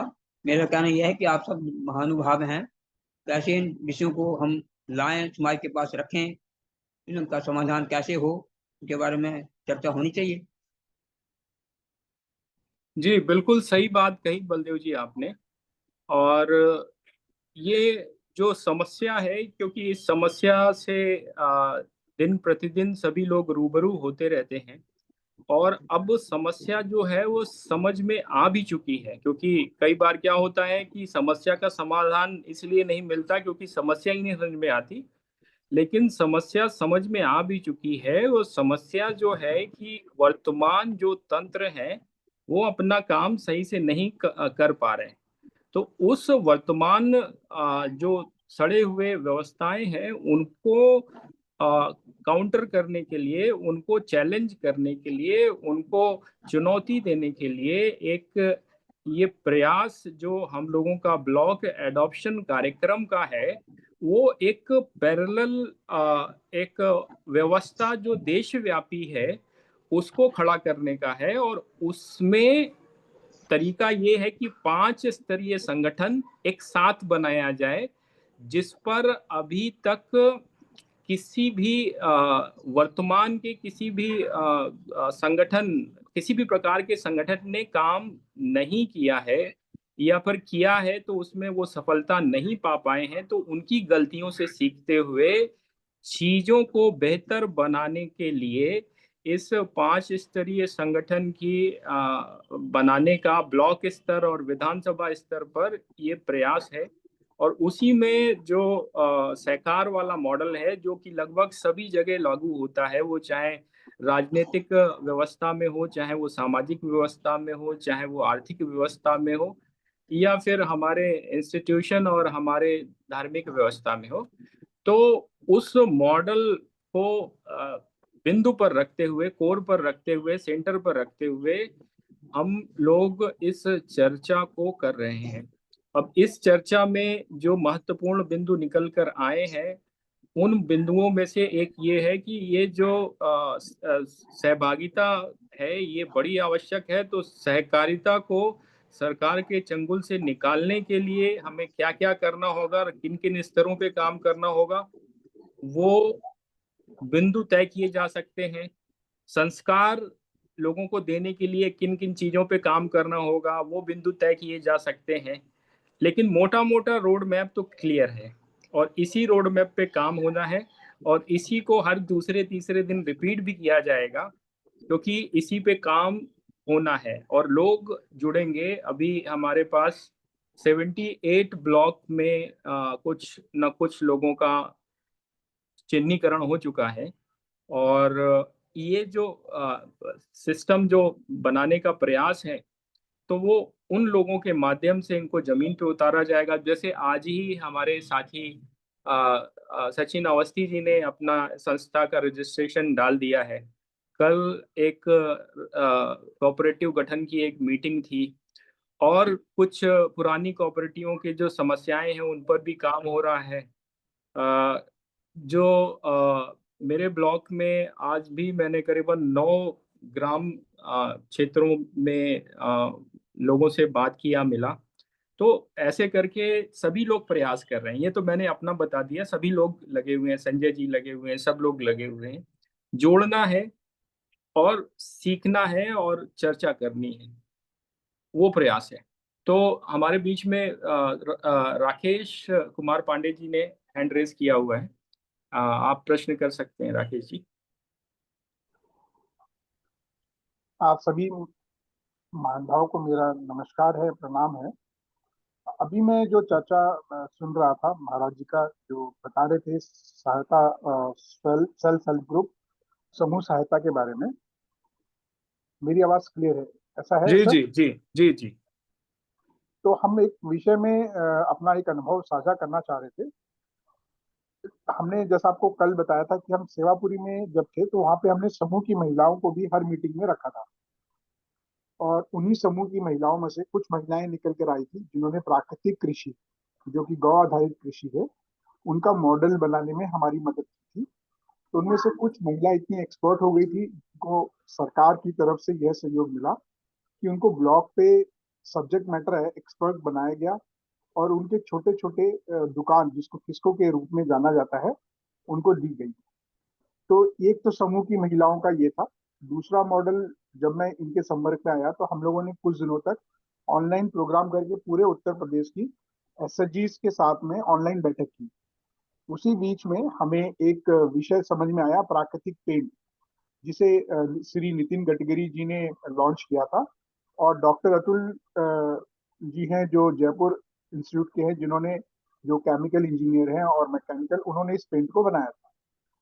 तो उस टाइम कुछ महिलाओं ने, जो समूह की महिलाएं थी, उनको सीएलएफ फंड के द्वारा ये उपकरण लगाए गए थे, फैक्ट्रियां लगाई गई थी, और उनका उत्पादन तो हो रहा था लेकिन सेल नहीं हो पा रहा था। उस टाइम जब मैं इनके संपर्क में आया तो मेरे नजदीक में एक मऊ जिले के अंदर एक गोठा करके जगह, जहाँ पे पेंट की फैक्ट्री है, और लखनऊ में एक फैक्ट्री है, वहाँ की महिलाएं और बनारस की महिलाएं ये मेरे संपर्क में आई। इन्होंने बताया कि जब से फैक्ट्री लगी है तब से उनकी हालत बहुत खराब है, 2 साल से एक पैसा नहीं मिला है, और वो जाती तो है लेकिन कुछ मिल नहीं रहा है। तो हमने वह प्रण लिया, और अभी जो बीता हुआ साल है उसमें करीब 10 लाख रुपए हमने एक फैक्ट्री को दिलाया, 6 लाख रुपए एक फैक्ट्री को दिलाया, और इसी के आसपास हमने तीसरी फैक्ट्री का भी सेल कराया। इस जब ये पेमेंट उनके खाते में गया तो उन महिलाओं ने बताया कि इस बार उन्होंने अपना करवा चौथ, दिवाली और नया साल अपने ही पैसों पे सेलिब्रेट किया। तो ये मेरे लिए बहुत अच्छी बात, यह सबक सीखने को मिली, क्योंकि इससे पहले भी मैंने एसएचजीज के साथ काम किया है। ज्यादातर जो समूह की महिलाएं हैं वो इस लालच में आती हैं कि जो 10,000 सवा लाख रुपए मिलते हैं वह लेकर, जैसा सर ने बताया, कि वह अपने व्यक्तिगत यूज कर लेती है और व्यापार की दृष्टि से नहीं देखती है। लेकिन जो ये महिलाएं हैं जिन्होंने रात दिन मेहनत करके मुझे पेंट की सप्लाई दी है, और इस वक्त मेरे स्टोर में कम से कम कुछ नहीं तो आप समझिए कि 70 से 80 कुंटल पेंट रखा हुआ है, और इन महिलाओं ने मुझे बना के दिया है। हाल ही में ही मैंने हैदराबाद में भी ये पेंट सप्लाई किया। कहने का अर्थ है कि सभी समूह की महिलाओं के साथ में ये समस्या नहीं है कि वो काम नहीं करना चाहती। कुछ बहुत जरूरतमंद महिलाएं हैं जो वाकई में ही कुछ कर रही है। यदि हम उनको चयनित करें और उनके साथ समन्वय बनाकर कार्य करें तो रिजल्ट आता है। तो ऐसा मेरा एक एक्सपीरियंस और है, जो हमने संग्रामपुर आजमगढ़ में 10,000 पेड़ लगाया है। उसमें करीब 12 समूह की महिलाएं जुड़ी हैं, एक समूह में 12 महिला होती है। तो हमारे पास 144 की महिलाओं का वहाँ पे रोजगार है, तो निरंतर इन पौधों की देखरेख, इनको लगाना, और जब कोई पेड़ खराब हो तो उसको बदलना, यह कार्य करती हैं। तो मेरा कहने का अर्थ है कि आपने जैसा सजेशन दिया, इन महिलाओं में क्योंकि बहुत सारी हैं, तो सरकार में जो सबसे बड़ी प्रॉब्लम आती है, सरकार कभी भी मुझे जो लगता है उनका इंटेंशन गलत नहीं है। इंटेंशन आता है व्यक्तिगत व्यवहार पे, जो वहाँ पे ब्लॉक अधिकारी है, जो वहाँ पे जो उनका कोऑर्डिनेटर है, जिनको थर्ड पार्टी के रूप में ये संविदा पे यानी अडॉक पे रखे गए हैं, तो इनके अंडरस्टैंडिंग के ऊपर निर्भर करता है ये महिलाओं को गुमराह कर। तो हमें, जो मुझे समझ में आया कि मैं इन अधिकारियों से ना मिलकर सीधे महिलाओं से मिलकर कार्य करता हूँ, इसलिए मुझे ये सफलता मिली। अगर मैं अधिकारियों के चक्कर में रहता तो बीच में एक बार मैं ब्लैकमेल हो चुका हूँ। तो कहने का तात्पर्य मेरा ये है कि अगर हम सरकार की जो व्यवस्था बनाई गई है उनको हम एज एन कैटलिस्ट डायरेक्ट, जो ग्राउंड पे हमारे भाई बहन और किसान शोषित हो रहे हैं, उनको अगर हम अपने साथ जोड़ते हैं तो शायद हमें सफलता मिल सकती है। मतलब अभी मैंने जैसा पहले भी कहा, I am not a right person कि मैं बताऊं कि मैं गलत हूँ सही, लेकिन ये कोशिश मेरी हुई है और अभी तक वो रिजल्ट मुझे मिल रहा है। इस वक्त जब मैं आप लोगों से बात कर रहा हूँ तो इन्हीं महिलाओं का जो गोबर पेंट है वो मेरे ऑफिस में, मेरे घर में और मेरे सभी मित्रों के घर में लगा हुआ है। जिस भी मित्र को ये पता चलता है कि मैं इस बेहतरीन काम में लगा हूँ तो वो स्वयं ही आगे बढ़ के बोलता है, पांडे जी मेरा एक कमरा आप करवा। तो ये जो गाय के गोबर से बना हुआ पेंट है, इसमें 3% गोबर होता है, लेकिन ये 100 किलो गोबर से निकलता है। तो एक तो ये हो गया। दूसरा, घन जीवामृत। देखिए, जीवामृत लिक्विड होता है, घन जीवामृत सूखा होता है। इसको बोरियों में भर के हम देते हैं। हमने इसका एक कमर्शियल मॉडल ये निकाला है कि इसको हम रूफटॉप फार्मिंग करते हैं। थर्माकोल के डिब्बे रहते हैं या फिर बेकार कूलर के डिब्बे होते हैं या कोई भी ऐसा वेस्ट रहता है, उसमें घन जीवामृत और घर का जो कचरा है उसको हम देकर रूफटॉप फार्मिंग इन्हीं महिलाओं के माध्यम से करवा रहे हैं। अभी तो फिलहाल 10-15 लोग ही कर रहे हैं, लेकिन जो 10-15 लोग हैं, इन्होंने छोटे छोटे गमले लोगों को बंटवाने में काफी मदद की है। तो अगर आप कोऑपरेटिव की तरफ देख रहे हैं तो ये बहुत बड़ा श्रम आपके पास है, और इन सबका डेटा आराम से निकाला और इनसे बात की जा सकती है। और इनमें ज्यादातर लोग ऑनलाइन बैठक अब जान गए हैं, जो बैठक में बैठते हैं। तो ये एक छोटा सा अनुभव मैं आप लोगों के साथ में साझा कर रहा हूँ। मुझे लगता है कि शायद ये थोड़ा बहुत कंट्रीब्यूट कर पाएगा आप हम सभी के मिशन में। मैं आपका नहीं बोलूंगा, अब तो हम सभी का मिशन है, तो हम सभी के इस मिशन में महिलाओं का योगदान जरूर होगा। जी, ये एक छोटा सा एक्सपीरियंस मैंने शेयर किया। मेरा प्रश्न ये है कि यदि हम समाज के किसी व्यक्ति को जोड़ते हैं, तो हर कोई अपने समय का, अपने श्रम का और हमसे जुड़ने के लिए कुछ एक्सचेंज चाहेगा। वो हम किस रूप में कैसे देंगे, ये विषय अभी तक मुझे समझ नहीं आया, क्योंकि मेरे पास रहता है तो मैं व्यक्तिगत देता हूँ, लेकिन हम लोग मिलकर करेंगे ये कैसे देंगे, इस पे मुझे एक बार थोड़ा सा मार्गदर्शन दे। हो सकता है मैं इसको मिस कर जाऊं, तो अगर आपके पास कोई है तो मुझे बताइएगा इसका सुझाव। जी जी, इस पे जो आपने बोला कि कोई व्यक्ति अगर जुड़ेगा, उसको उसके समय का, उसके श्रम का और उसके कुशलता का जो प्रतिफल है वो किस तरह से दिया जाएगा। तो ये बड़ी कॉमन सी चीज है कि ये इस तरह का होता है, ये मानव का वो है, एक व्यवहार है। लेकिन ये जो कार्यक्रम जो शुरू हुआ है, तो इस कार्यक्रम में पहले ही एक चीज बनी हुई है कि यहाँ पर सहयोग आधारित मॉडल है। तो एक दूसरे का सहयोग सभी कर रहे हैं, सभी अपने विचार दे रहे हैं, अपने अनुभव दे रहे हैं, अपना काम को बता रहे हैं और एक दूसरे से जुड़ रहे हैं। अब जैसे किसी व्यक्ति का 50 लोगों का एक संगठन है या उसकी रीच है, तो उसको 500 कैसे करना है और 5000 कैसे करना है, उस पर ये काम है। जैसे आप ने सुना होगा BNI, ये बिजनेस नेटवर्क है, या इस तरह के कई सारे और नेटवर्किंग होती हैं जो व्यापार के क्षेत्र में होते हैं, जैसे CII है, फिक्की है, एसोचैम है। ये क्या देते हैं? ये एक नेटवर्क देते हैं, एक ये सिस्टम देते हैं, और उस सिस्टम में जो व्यापारियों को आने वाले जो समस्याएं हैं, जो जो उद्योगों को आने वाली समस्याएं हैं, उन समस्याओं को ये संबंधित विभागों, संबंधित लोगों, संबंधित सरकारों तक पहुंचाते हैं। और साथ ही साथ एक दूसरे से जुड़कर लोग अपनी आपसी तालमेल बना के अपने कारोबार को, अपने व्यापार को बढ़ा सकते हैं, अपनी अपने नेटवर्क को बढ़ा सकते हैं और अपने ज्ञान को बढ़ा सकते हैं। तो अगर इतना सब मिल रहा है या इतने सब देने का प्रयास हो रहा है, तो ये जो भी व्यक्ति जुड़ेगा, जो समय देगा और श्रम देगा और कुशलता अपने देगा, तो उसको ये भी समझ में आएगा कि वो सिर्फ दे ही नहीं रहा है, उसको मिल भी रहा है या मिलेगा भी। तो ये इस तरह से थोड़ा समझने का है। कोई भी फाइनेंशियल डायरेक्ट बेनिफिट नहीं है, इनडायरेक्ट है।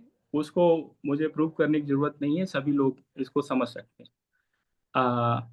प्रोफेसर साहब कुछ कह रहे हैं आप? हाँ, डॉक्टर सुभाष निलंगे जी जब जुड़े थे और जब वो जी कोऑपरेटिव की बात कर रहे थे, जी तो मुझे ये ख्याल ये आ रहा था।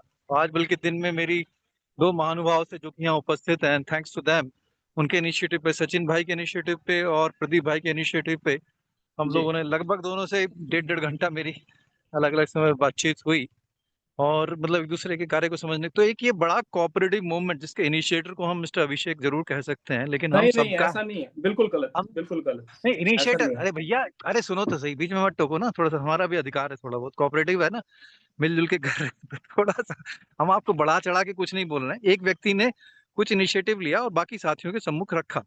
उस इनिशिएटिव संजय शर्मा भी रख सकते थे, वो चलो एक भाई ने शुरू। मैं क्या कह रहा हूँ कि हमने ये किया कि हम कैसे एक दूसरे के हाथ को इसमें मजबूत करें। तो मैं अभिषेक भाई और राकेश जी, मैं ये सोच रहा था कि आज कुछ इस तरह की बैकग्राउंड कुछ बैठ के हुई, तो हमने कहा ये एक जो नए प्रकार का cooperative movement, how do we help the overall society, मैं हालांकि भाषण ना लगे आपको, मैं ऐसी प्रार्थना करता हूँ कि कैसे सुंदर भारत और सुंदर विश्व का निर्माण करें, आपस में इस तरह की सहयोगी करते हो। और मेरे ख्याल से कहीं ना कहीं मैं इस बात से थोड़ा, हो सकता है अभिषेक जी की बात से डिसएग्रीमेंट हल्का सा हो, कि कहीं ना कहीं लेटर ऑन हमें इसमें कहीं ना कहीं कुछ आर्थिक लाभ भी भविष्य में या कुछ कंपनसेशन प्राप्त हो सकते हैं, लेकिन हम कोई भी यहाँ पे साथी कोई भी इसी जब प्रकार आएगा तो बिल्कुल मिलेगा। ओ यस यस यस, अब नहीं नहीं, हम यहाँ पे कोई भी साथी, मैं तो सबको जान रहा हूँ ना यहाँ पे, तो वो कोई भी ऐसा नहीं है कि हाँ वो कहें हाँ जी मुझे पहले आर्थिक लाभ थी, पर आर्थिक लाभ के लिए राकेश भाई खुद भी बहुत इन चीजों से आगे बढ़े हुए हैं। पर उन्होंने पूछा उसके लिए धन्यवाद। इस तरह से मोमेंट स्ट्रेंथन होता है, क्योंकि हम एक दूसरे के प्रश्नों को जी बिल्कुल उत्तर बिल्कुल, देने लायक मैं होना उनके चाहिए। प्रश्न बहुत का बहुत सम्मान करता हूँ। जी जी जी, थैंक यू। एंड जी I have been listening to Rakesh ji, बहुत ही पर्टिनेंट टू द पॉइंट और स्पेसिफिक, और बड़ा अपने आप में मर्यादित अपना उनका वक्तव्य रहा। तो बहुत बहुत धन्यवाद आपका और सभी साथियों को जुड़ने के लिए। हमारे जी अन्य अभिषेक जी। साथी जो जुड़े हुए हैं, सत्य प्रकाश भारत जी, आपकी आवाज सुनने को हम लोग तरस रहे हैं। थोड़ा सा आइए और कुछ ज्ञान हम लोगों को भी दीजिए, कुछ अच्छी बातें बताइए। सत्य अब प्रकाश तो कह भारत दो। जी। हाँ अब कह दीजिए। हाँ, मैं अभी बस सुन रहा हूँ जी, मैं नहीं लेट नहीं, आया ना। कहना पड़ेगा। अब तो बहुत सुन नहीं लिया, नहीं आधा घंटा 40 मिनट सुन लिया, अब कहो। नहीं, कल कल से मैं कोशिश करूंगा कि ठीक टाइम पे आऊं और इसमें लगातार एक भूमिका निभाऊं, क्योंकि थोड़ा सा आज हाँ मेरा निभानी काम पड़ेगी। एक जी नहीं पड़ेगी, नहीं वो तो मेरा काम ही, और किसके करूँगा क्या मैं। नहीं नहीं, यदि घर में मजदूर और मिस्त्री काम कर रहे हो ना, तो काम करते रहेंगे, आप नहीं नहीं, मोबाइल ऑन कर लिया करो सही। आज वो टाइल का काम खत्म हो गया। चलो कोई बात, ओके। तो अच्छा वाह। फिर भी सत्य प्रकाश भाई साहब, जो अभी तक 40 मिनट आपने यहाँ पे जो बातें सुनी हैं, और आपकी ग्रहण क्षमता बहुत अच्छी है, तो उस नहीं पे वो दो ठीक है, कमेंट तो मिल जाते। मैं ईमानदार से कहूँ, मैंने पूरे ध्यान से सुना नहीं है, मैं कहीं जी और भी कुछ बिजी रहा। चलिए, आपकी ईमानदारी पे ही फिदा है हम लोग। चलिए जी ना। भाई अभिषेक साहब जी। भाई साहब भाई साहब, दो तीन चीजें मैं कहना चाहूंगा। जी भाई हाँ साहब। हाँ। इन इन विषयों पे भाव की बहुत कीमत है, ये तो सच बात है। पर मुझे ऐसा लगता है कि जब तक भाव नहीं मिलता, जी तब तक तब तक कोऑपरेटिव में काम करने का जो सिस्टम है, जी वो सिस्टम रोटेटिंग अगर होता रहे। जैसे इंडियन जी कॉफी हाउस, आप कभी जाइए, इंडियन कॉफी हाउस देश में हर जगह है। दिल्ली की में भी संसद में एक समय कैंटीन हुआ करती थी, अब है कि नहीं मालूम नहीं। जी मध्य प्रदेश विधानसभा में है। और इंडियन कॉफी हाउस जो है, वो सबसे बड़ी फूड चेन, कोऑपरेटिव की फूड चेन है हिंदुस्तान में, सबसे जी बड़ी। जी। तो उसमें एक सिस्टम है। आज जो हम्म। दरबान है, कल वो कैशियर होगा, परसों वो कुक होगा, उसके अगले दिन वो वेटर होगा, और किसी दिन वो झाड़ू भी लगाएंगे। जी तो तो विषय ये है कि हमारे एक गलती हमसे हो जाती है, वो अंग्रेजों वाली गलती है एक्चुअली। वो हमारे माइंड सेट में बैठी है कि किसी आदमी का एक काम, और उस काम का वो साहब। कोऑपरेटिव में साहब नहीं चलेगा सर। कोऑपरेटिव में परिवार चलेगा, और आपसी भाईचारा चलेगा। ऑर्डरिंग पोजीशन जो है, वो कोऑपरेटिव में थोड़ी कम चलती है, ऐसा मुझे लगता। तो एक विषय ये था। दूसरा जो मैंने प्लान किया है, जो मेरा अपना निजी प्लान था, विश्व विद्या परिषद के लिए, अब वो फाउंडेशन हो गई। एक्चुअली वो ये प्लान था, जो भाई साहब अभी बोल रहे थे, फिक्की और सीआईआई जो काम करते हैं, उस तरह की नेटवर्किंग उन लोगों के लिए जो इंडस्ट्रियलिस्ट हैं। किसान जो है, अब कोऑपरेटिव में जो काम हो रहे हैं, जमीन से फसल कोऑपरेटिव के माध्यम से निकल के बाहर आए, वो कोऑपरेटिव सेमी प्रोसेस्ड कर दे माल को। अगर प्रोसेस कर दे तो भी बहुत बेहतर है। उस माल को व्यापारी खरीद लें, या सरकार के बहुत सारे उपक्रम ऐसे चलते हैं जहां पे वो जा सकते। भांग के विषय में, मैं भांग के विषय में बात कर रहा हूँ, सारे विषयों पे बात नहीं करना। तो भांग के विषयों में anti bacterial anti bacterial properties होती हैं, एंटी फंगल प्रॉपर्टीज होती हैं। अस्पतालों में, एम्स में इसकी चादरें बिक जाएंगी, हैंडलूम पे बन जाएगी। बायोडीजल बन जाएगी, बायोप्लास्टिक बन जाएगी। तो बहुत सारी ऐसी चीजें हैं जो इससे ऐसी बन जाएंगी जो गवर्नमेंट को नीड है वो खरीदे। आधा माल वहां गया, बाकी जो बचा तो जैसे हम लोग जुड़े हैं या और भी जो लोग इंडस्ट्री वाले जुड़े, वो मार्केट कर सकते हैं। हम चूंकि टेक्निकल हेल्प दे रहे हैं, लोगों के साथ उठ बैठ रहे हैं, लोगों को व्यवस्थाएं प्रदान कर रहे हैं, तो उसके लिए या तो हम फंड ले रहे हैं लोगों से, या जिन लोगों के लिए हम काम कर रहे हैं उससे कुछ 2%, 4%, 5% ले रहे हैं।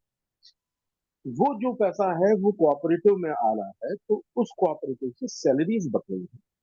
साल के आखिरी में हम अपनी पूंजी बढ़ाने के लिए जो बचाना है वो बचा लेंगे, बाकी जो बचता है उसको बोनस में दिवाली पे बांट। और काम की ये व्यवस्था बना दी जाए कि हर आदमी वो काम कर सके। अब जो ऑफिस मैनेजमेंट का काम है उसमें जरूर ये स्थितियां निर्मित हो जाती है कि भाई ऑफिस का काम तो स्पेसिफिक ही होगा, तो एमबीए वाला ही लगेगा, तो वो तनखैया होगा, वो कोऑपरेटिव में पार्टनर नहीं, मेंबर नहीं। तो ऑफिस का जो ऐसा काम है जिस काम में हम निकाल के आदमी को बाहर फेंक सकते हैं जब हम चाहें, वो कोई स्पेशलाइज पर्सन होगा। बाकी कोऑपरेटिव जो है ये उन लोगों की कोऑपरेटिव है जो मेहनत कर रहे हैं, जो काम कर रहे हैं, जो खून पसीना लगा रहे हैं, और उसके बाद थोड़ा सा कमाना। थोड़ा सा कैपिटलिज्म और कोऑपरेटिव मूवमेंट के बीच का जो डिफरेंस है उस पे अगर हम ध्यान देंगे तो हमको लगता है हम कर लेंगे। मुझे मेरा ऐसा मानना है कि गांव के अगर 10 अलग अलग परिवारों के 10 अलग अलग लोगों को लेके कोऑपरेटिव होने बनाइए और उनका काम आपस में रोटेट हो रहा, तो उनको पैसा कितना आ रहा है, कहाँ से आ रहा है, कैसा आ रहा है, वो कर सकते। पर चूंकि हमारा जो काम है, हम अगर बैठे हैं कि भाई मध्य प्रदेश पूरा देख रहे या एक जिला पूरा देख रहे, तो हम कोऑपरेटिव में हैं, पर हमारा जो असिस्टेंट हो, जो ऐसा व्यक्ति हो जो कागज पत्तर का काम करता हो या ऐसी चीजें करता हो जो फाइनेंस से रिलेटेड है या कुछ और से हो, वो हम कोऑपरेटिव में जो लोग काम कर रहे हैं उन्हीं परिवारों से कोई बच्चा नौकरी पर रखे। बेस्ट वन चुने, कोऑपरेटिव चुने, तो जितनी ज्यादा ट्रांसपेरेंसी होगी उतना ज्यादा बेहतर होगा, मुझे ऐसा लगता है। और मैं अगर विश्वविद्या फाउंडेशन पे काम करूंगा तो मैं इसी पैटर्न पे करना चाहूंगा कि ये 100% ट्रांसपेरेंट हो। जो आदमी जो काम कर रहा है, अगर उसके पास अपनी कोई कोऑपरेटिव है, एनहांस करना चाहता, कोई चीजें ऐड करना चाहता, गवर्नमेंट की फैसिलिटीज हम उसको दिलाने मैं इस पे एक इससे बहुत बढ़िया बात निकल के आई जी, वो मैं बोलना चाहूंगा। देखिए, जो मुझे 2 दिन से लग रहा है और जो सही बात भी है कि जब संगठन बड़ा होता है तो उसकी व्यवस्थाएं जो होती हैं उसकी व्यवस्थाओं में पारदर्शिता और चीजों को बेहतर बनाने का प्रयास हमें शुरू कर देना चाहिए, और ये एक सतत प्रक्रिया है, लगातार करना चाहिए। तो अभी ये जो हमारा प्रोग्राम है, तो इस प्रोग्राम को भी हमें एक कोऑपरेटिव की शक्ल देनी पड़ेगी, और बल्कि देने की प्रक्रिया जो है वो शुरू हो चुकी है। कोऑपरेटिव जो होती है वो एक ट्रेनिंग कोऑपरेटिव भी होती है। इस तरह की कोऑपरेटिव भी बनाई गई है, ट्रेनिंग, जिनका पर्पस ही सिर्फ ट्रेनिंग होता है और डेवलपमेंट होता है और उससे रिलेटेड होता है।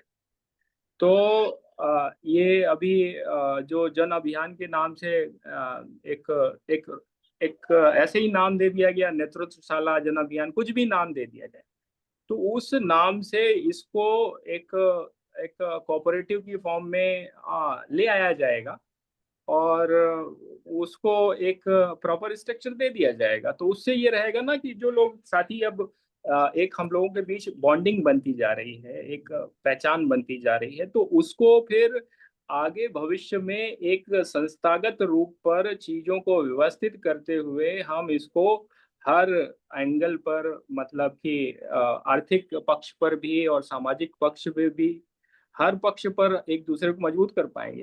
तो ये काम, ये प्रक्रिया बिल्कुल शुरू होनी चाहिए। मैं तो बोलता हूँ, मैं प्रस्ताव रखता हूँ, और अगर आप सभी को लगता है कि हाँ इसको करना है, तो उस प्रक्रिया पे किस तरीके से होगी, कैसे होगी, उस पे चर्चा कर लेंगे और इसको बनाया जाए, और क्या, क्यों नहीं, हाँ, जरूरत पड़ेगी। प्रस्ताव से पहले ही काम शुरू कर दिया जी। भाई साहब जी मेरे को ऐसा लगता है, मेरा एक निवेदन रहे सबसे, सारे लोग जितने भी हैं, आपके जितने भी टच में हैं, हमारे जितने भी टच में हैं, हम सबसे बोलते हैं, अपने गांव में जहां हमारा मूल है, अगर नहीं है किसी का मूल, तो अपने घर के आसपास के गांव में बेसिक प्रॉब्लम्स क्या है। जैसे उत्तराखंड में घूमा, तो उत्तराखंड नहीं, में वो सब बात हो चुकी है, वो जो आप कह रहे हैं वो कल ही चर्चा हो चुकी है, कि वो जो आपका कार्य क्षेत्र है, जो आपका गृह जनपद है, वहां तो वो आप काम करेंगे ही, लेकिन ये जो ओवरऑल जो मतलब कि एक ऑर्गेनाइजेशनल सेटअप की बात है, जो कि जिसमें स्पष्टता अभी थोड़ी सी आने लगी है, तो इस तरह से किया जा सकता है इसको, एक प्रॉपर ऑर्गेनाइजेशन का भी शेप दिया जा सकता है, जिसमें डिसेंट्रलाइज स्ट्रक्चर होंगे और सारी चीजें व्यवस्थित होंगी। ये मेरा एक, मुझे सोच है मेरी, ये पता नहीं सही है गलत है, वो तो चर्चा करेंगे पता चलेगा। मैं सब अभिषेक जी के प्रस्ताव का ध्वनि मत से अनुमोदन करता हूं, और उम्मीद है कि बाकी साथी भी ऐसा करेंगे, या कुछ विषमता कर होगी दिया तो प्रकट करेंगे। नहीं, सब अभी कर इसमें दिया चर्चा होनी चाहिए, अभी अभी और चर्चा होनी चाहिए, इतनी जल्दी सर में नहीं इसमें करना है। सर इसमें कर दिया। मैं एक बात और कह रहा था। जी हमने एक हमने एक सेक्शन, एक कंपनी बनाने का मन बनाया था, विश्वविद्या परिषद। वो उसको हम बेसिकली करना सिर्फ विजया चाहते, जी पर वो कमल पतावरी जी और बाकी लोगों के उसमें सुन के ये लगा कि चलो कुछ उसमें और भी जोड़ देते, गाँव जोड़ देते, गाय जोड़ देते। जी तो बढ़ते बढ़ते उसका जो वो बायलॉज है वो बहुत बड़ा हुआ। जी जी मैंने मैंने काफी लोगों के साथ, अभिषेक भाई आपके साथ भी शेयर किया। हाँ हाँ, वो मैंने पढ़ा, थोड़ा सा पढ़ा है। उसको उसको एक बार देख के उसमें कुछ छूट तो नहीं रहा, या उसमें कुछ ऑब्जेक्शनेबल तो नहीं है, इस पे जी भी थोड़ा सा हमारी मदद करें। बिल्कुल बिल्कुल, आ, वो मैं देखूंगा। हम हम हम बेसिकली, जो मैं अपनी बात कर रहा हूँ, ये विश्वविद्या परिषद की, ये भांग पे फोकस हम इसको करना चाहते हैं, आयुर्वेद का कुछ पार्ट इसमें लेना चाह रहे हैं, जो आयुर्वेद और भांग का मिलके है, और इंडस्ट्रियल हेम्प का एक बहुत बड़ा सेक्टर है। गुड़िया, उस सेक्टर में लोगों को लेना चाह रहे हैं, और इसके अलावा एक आध गौशाला, जैसे जीवेश का मन है करने का, जी तो वो विचार किया। जी बिल्कुल। तो और साथी हमारे बचे हुए हैं, मैं अंतरंग जी से कहूंगा कि आप अपनी बात रखें, क्योंकि पिछले 2-3 दिन से आप बिल्कुल बोलते नहीं हैं, क्या बात है, तबीयत ठीक है अंतरंग जी? जी नमस्कार। दरअसल मैं बाहर था, माफी चाहूंगा। तो मैं एक्चुअली आज थोड़ा समय मिला तो मैं सुन रहा था, और मैं अपना साधुवाद देना चाहूंगा राजीव पटवर्धन जी को, जिनका सुना मैंने। तो मैं, और एक्चुअली कोऑपरेटिव तो हमारा बहुत ही पुराना विषय है, और हम लोग इस पर सफलता असफलता दोनों का है, लेकिन समय कम है। शॉर्ट में इतना ही हम बोलना चाहेंगे। डॉक्टर सोलंकी जी के को भी मैं व्यक्त करना चाहता था कि हमारी जितनी भी कोऑपरेटिव जो सफल हुई 70 के दशक में, प्राउड की कोऑपरेटिव की बात कर रहा हूँ, सफलता के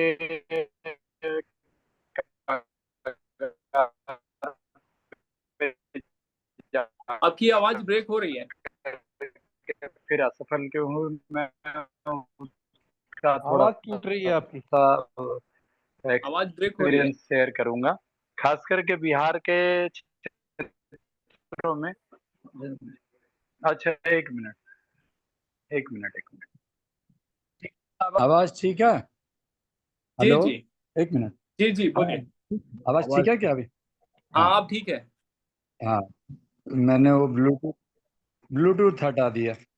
तो मैं कह रहा हूँ कि जो कोऑपरेटिव की सफलता और असफलता जो 70 के दशक में जो प्राउड कोऑपरेटिव की जो हुई थी, और उस पर मैं थोड़ा सा 3 पॉइंट पर बात करूंगा 5 मिनट के अंदर में, कि कोऑपरेटिव की सफलता 3 चीज़ों पर आधारित है।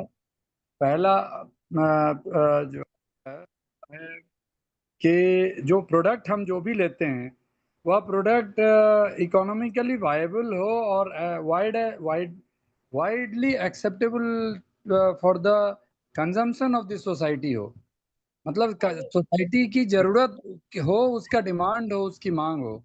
यह पहला बिंदु है कोऑपरेटिव के सफलता का। दूसरा है कि जो कोऑपरेटिव के जितने भी मेंबर्स होंगे, अभी तक जो असफलता हुई है जितने भी बड़े बड़े कोऑपरेटिव हैं वहाँ सबऑर्डिनेशन होता है, हियरार्की होती है। तो अभी जो अवस्थी जी बोल रहे थे कि उस तरह का हो कि अगर एक चपरासी और एक अधिकारी दोनों की जो सहभागिता है कोऑपरेटिव में वह बराबर मानी जाएगी, तब इसे यह सफल होगा। यानी कि एक आपस में ट्रांसपेरेंसी बहुत महत्वपूर्ण है, और सबऑर्डिनेटेड कोऑपरेटिव जो होती है उसमें ट्रांसपेरेंसी नहीं रहती है और करप्शन होता है, और जो नीचे वाले लोग होते हैं वह बोल नहीं पाते, भले वो कोऑपरेटिव के मेंबर होते हैं। तो इसीलिए कोऑर्डिनेटेड कोऑपरेशन होना चाहिए और 100% ट्रांसपेरेंसी यानी कि मॉरलिटी होनी चाहिए उसमें। यह दूसरी सफलता की जरूरत है। और तीसरी है कि इसका जो मार्केट है उसकी गारंटी होनी चाहिए। तो मार्केट की गारंटी तब होगी जब हम लोग इसको कंज्यूमर्स कोऑपरेटिव बनाएंगे। इसीलिए प्राउड की 3 स्तर की कोऑपरेटिव हम लोग कर रहे थे और करते हैं अभी भी। वह है फार्मर्स कोऑपरेटिव, प्रोड्यूसर कोऑपरेटिव और कंज्यूमर कोऑपरेटिव। तो जब हमें उत्पादक पता है कि हमारा जो प्रोडक्शन है प्रोडक्शन फॉर कंजम्पशन, तो जितना हम उत्पादन कर रहे हैं उसका मार्केट का गारंटी है हमें, तो मार्केट गारंटी के साथ हम कंज्यूमर कोऑपरेटिव क्रिएट कर रहे हैं। और एक चीज का उत्पादक दूसरे चीज का उपभोक्ता होता है, इसलिए एक दूसरे के हम पूरक हो जाते हैं। तो यह हुई। और जैसे मगध के क्षेत्र में, कुछ अंगिका के क्षेत्र में और भोजपुरी क्षेत्र में इस पर प्रयोग हुआ, और कारण बहुत सारे हैं जिसके कारण वह विफल हुआ। इन तीनों विषय के कारण ही वह फेल हुआ, और अभी भी लेकिन उस पर प्रयास जारी है, और हम मॉडल देखना चाहेंगे। और बाकी आप लोग जो अनुभवी लोग हैं उन लोगों के साथ बैठकर समझना चाहेंगे कि आगे इसको जितने भी हमारे प्रोजेक्ट्स हैं, जो नेटवर्क हैं, प्राउड के जो लोग हैं पूरे देश में, उनको अलग अलग ब्लॉक्स में वो लोग विलेज लेवल तक भी कार्यकर्ता हैं, उनको कैसे हम जोड़ सकते हैं और जोड़ करके आगे काम कर सकते हैं। जी धन्यवाद। जी बहुत बहुत धन्यवाद। हमारे 1-2 साथी और बच रहे हैं। हमारे बीच में आदरणीय श्री कमल टावरी जी भी जुड़े हुए हैं, वो इस समय बाहर हैं। मैं उनसे आग्रह करूंगा कि आप भी कुछ हमारा मार्गदर्शन करें और जो विषय है उस पर कुछ रास्ता बताएं। आदरणीय कमल टावरी जी।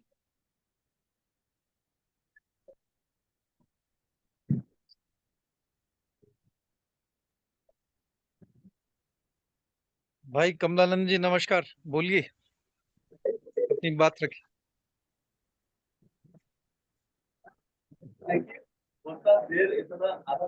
हेलो। हाँ जी आ रही है आवाज, बोलिए सर। आवाज आ रही? हाँ जी आवाज आ सर, रही है ना? जी हाँ, जी बहुत जी। बहुत धन्यवाद। ये बड़ा अच्छा लगा अनंत राम जी का ये अभी जो सुना अपन ने कोऑपरेटिव वाला। मेरे 2-3 पॉइंट से केवल, अभी भारत सरकार ने कोऑपरेटिव का मंत्रालय बनाया और कन्वर्जेंस करके बहुत अच्छे आदेश जारी किए हैं। वो सब ओझा जी को मालूम है, अभिषेक जी को मालूम है। अब ये मल्टीपर्पज कोऑपरेटिव सोसाइटी हो गई। अगर अपन गांव को ले ले, ब्लॉक को ले ले और उसमें 4 करोड़ 5 करोड़ के प्रति गांव में बिजनेस प्लान बनाए अलग अलग विषयों को लेकर, तो एक बहुत बड़ी शुरुआत हो सकती है, बशर्ते उसमें करने वाले को शुभ लाभ भी होता रहे। और इसी के लिए माँ बाप की योजना जो जानते हैं अभिषेक जी, उसके अंतर्गत 10% उसका टर्न की कंसल्टेंसी चार्जेस, क्योंकि जब तक कमाएगा नहीं वो करेगा नहीं। तो एक तो ये बहुत अच्छा है। एक दूसरा, ये प्राउड का इतना लंबा अनुभव है कि अगर कहीं अच्छी कोऑपरेटिव चली तो जरा उसका भी अध्ययन कर ले कि विकेंद्रित रूप में छोटे स्तर पे जो ये कई सफल कोऑपरेटिव विशेषकर बिहार में या उत्तर प्रदेश में, मुझे लगता है कि कोऑपरेटिव में भी वही माफिया घुस गया जो बड़ा बड़ा बड़ा करने वाला है। मगर जो छोटी सोसाइटीज रही, जैसे मैं कई सोसाइटी को जानता हूँ जो महिलाओं की कोऑपरेटिव सोसाइटीज है, छोटी छोटी, 100% रिकवरी है और उनका 1 करोड़ 2 करोड़ का ऐसा वो है, मतलब डिपॉजिट वगैरह। तो ये ऐसी छोटी छोटी मॉडल है, स्मॉल इज ब्यूटीफुल।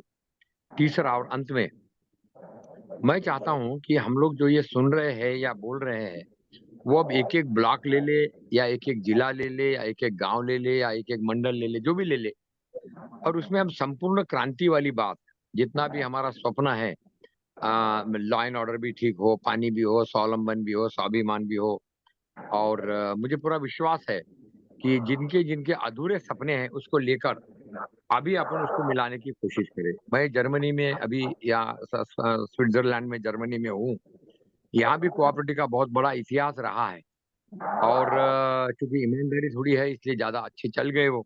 अपने को वो भी एलिमेंट देखना पड़ेगा कि बेईमानी करने ही न पाए। तो आइए मिलकर प्रयास करते हैं। मुझे पूरा विश्वास है कि नेतृत्वशाला के साथ में एक अच्छा अभियान बनेगा। बहुत बहुत धन्यवाद सबको। प्रणाम, नमस्ते, प्रणाम, नमस्ते। धन्यवाद। अभी तक मैं आपको आदरणीय कमल टावरी जी आपको सूचित करना चाहूंगा, अभी तक 86 ब्लॉक्स का आवंटन हो चुका है, 86 ब्लॉक्स का। 86 ब्लॉक में लोगों ने अपने नाम दे दिए हैं और वहाँ पे या वो काम कर रहे हैं या करना शुरू करेंगे।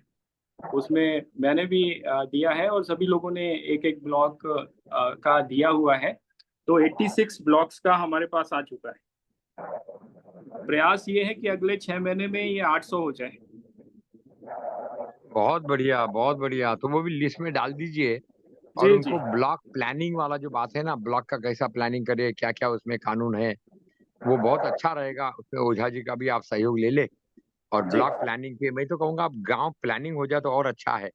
चुने हुए गांव का प्लानिंग, तो उसमें लोगों की भागीदारी भी हो जाएगी और शुभ लाभ भी हो जाएगा। बहुत बहुत धन्यवाद, धन्यवाद, धन्यवाद।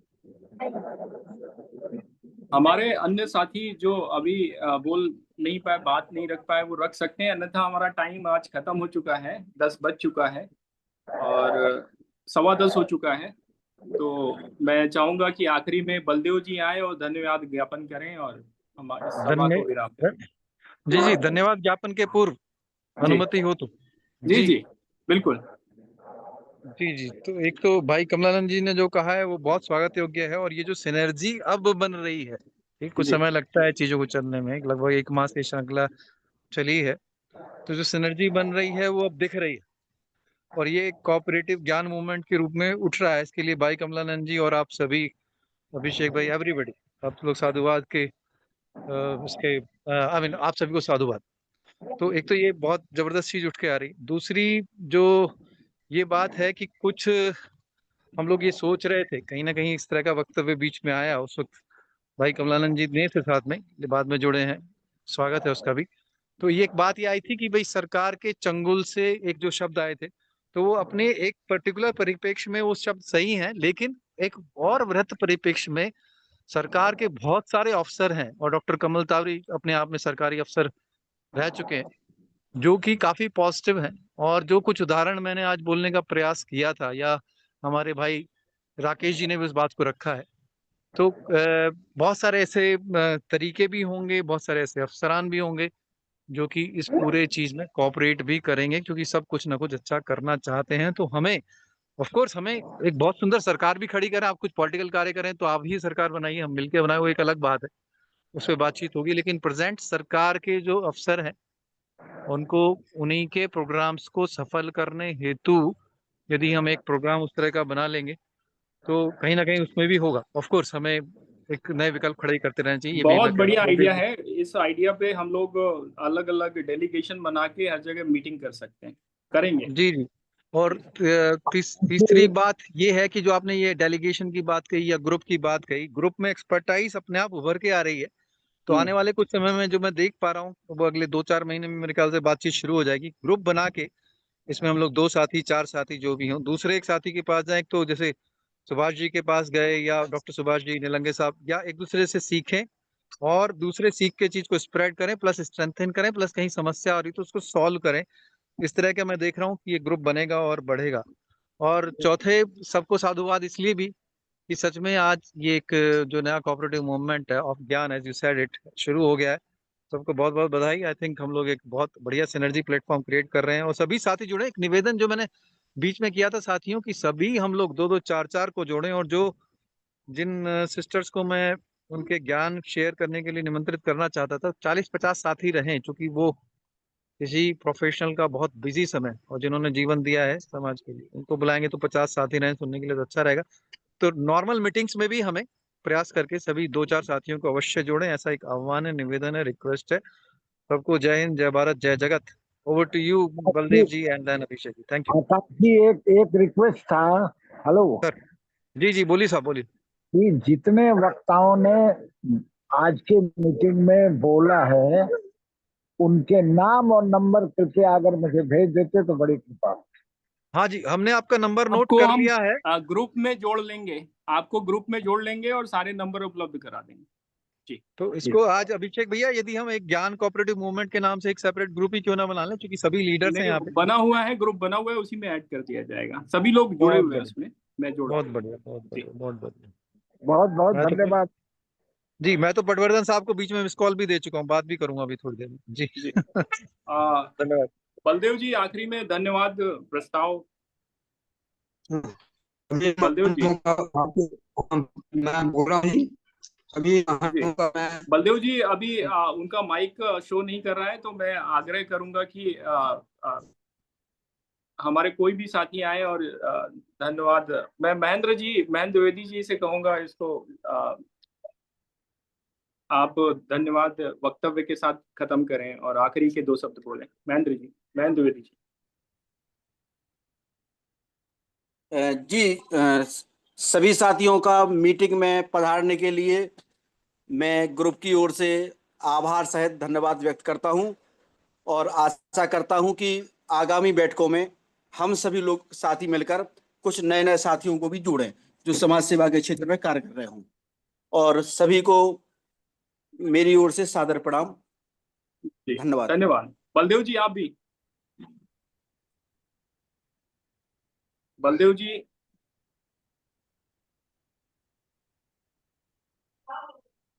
बलदेव जी।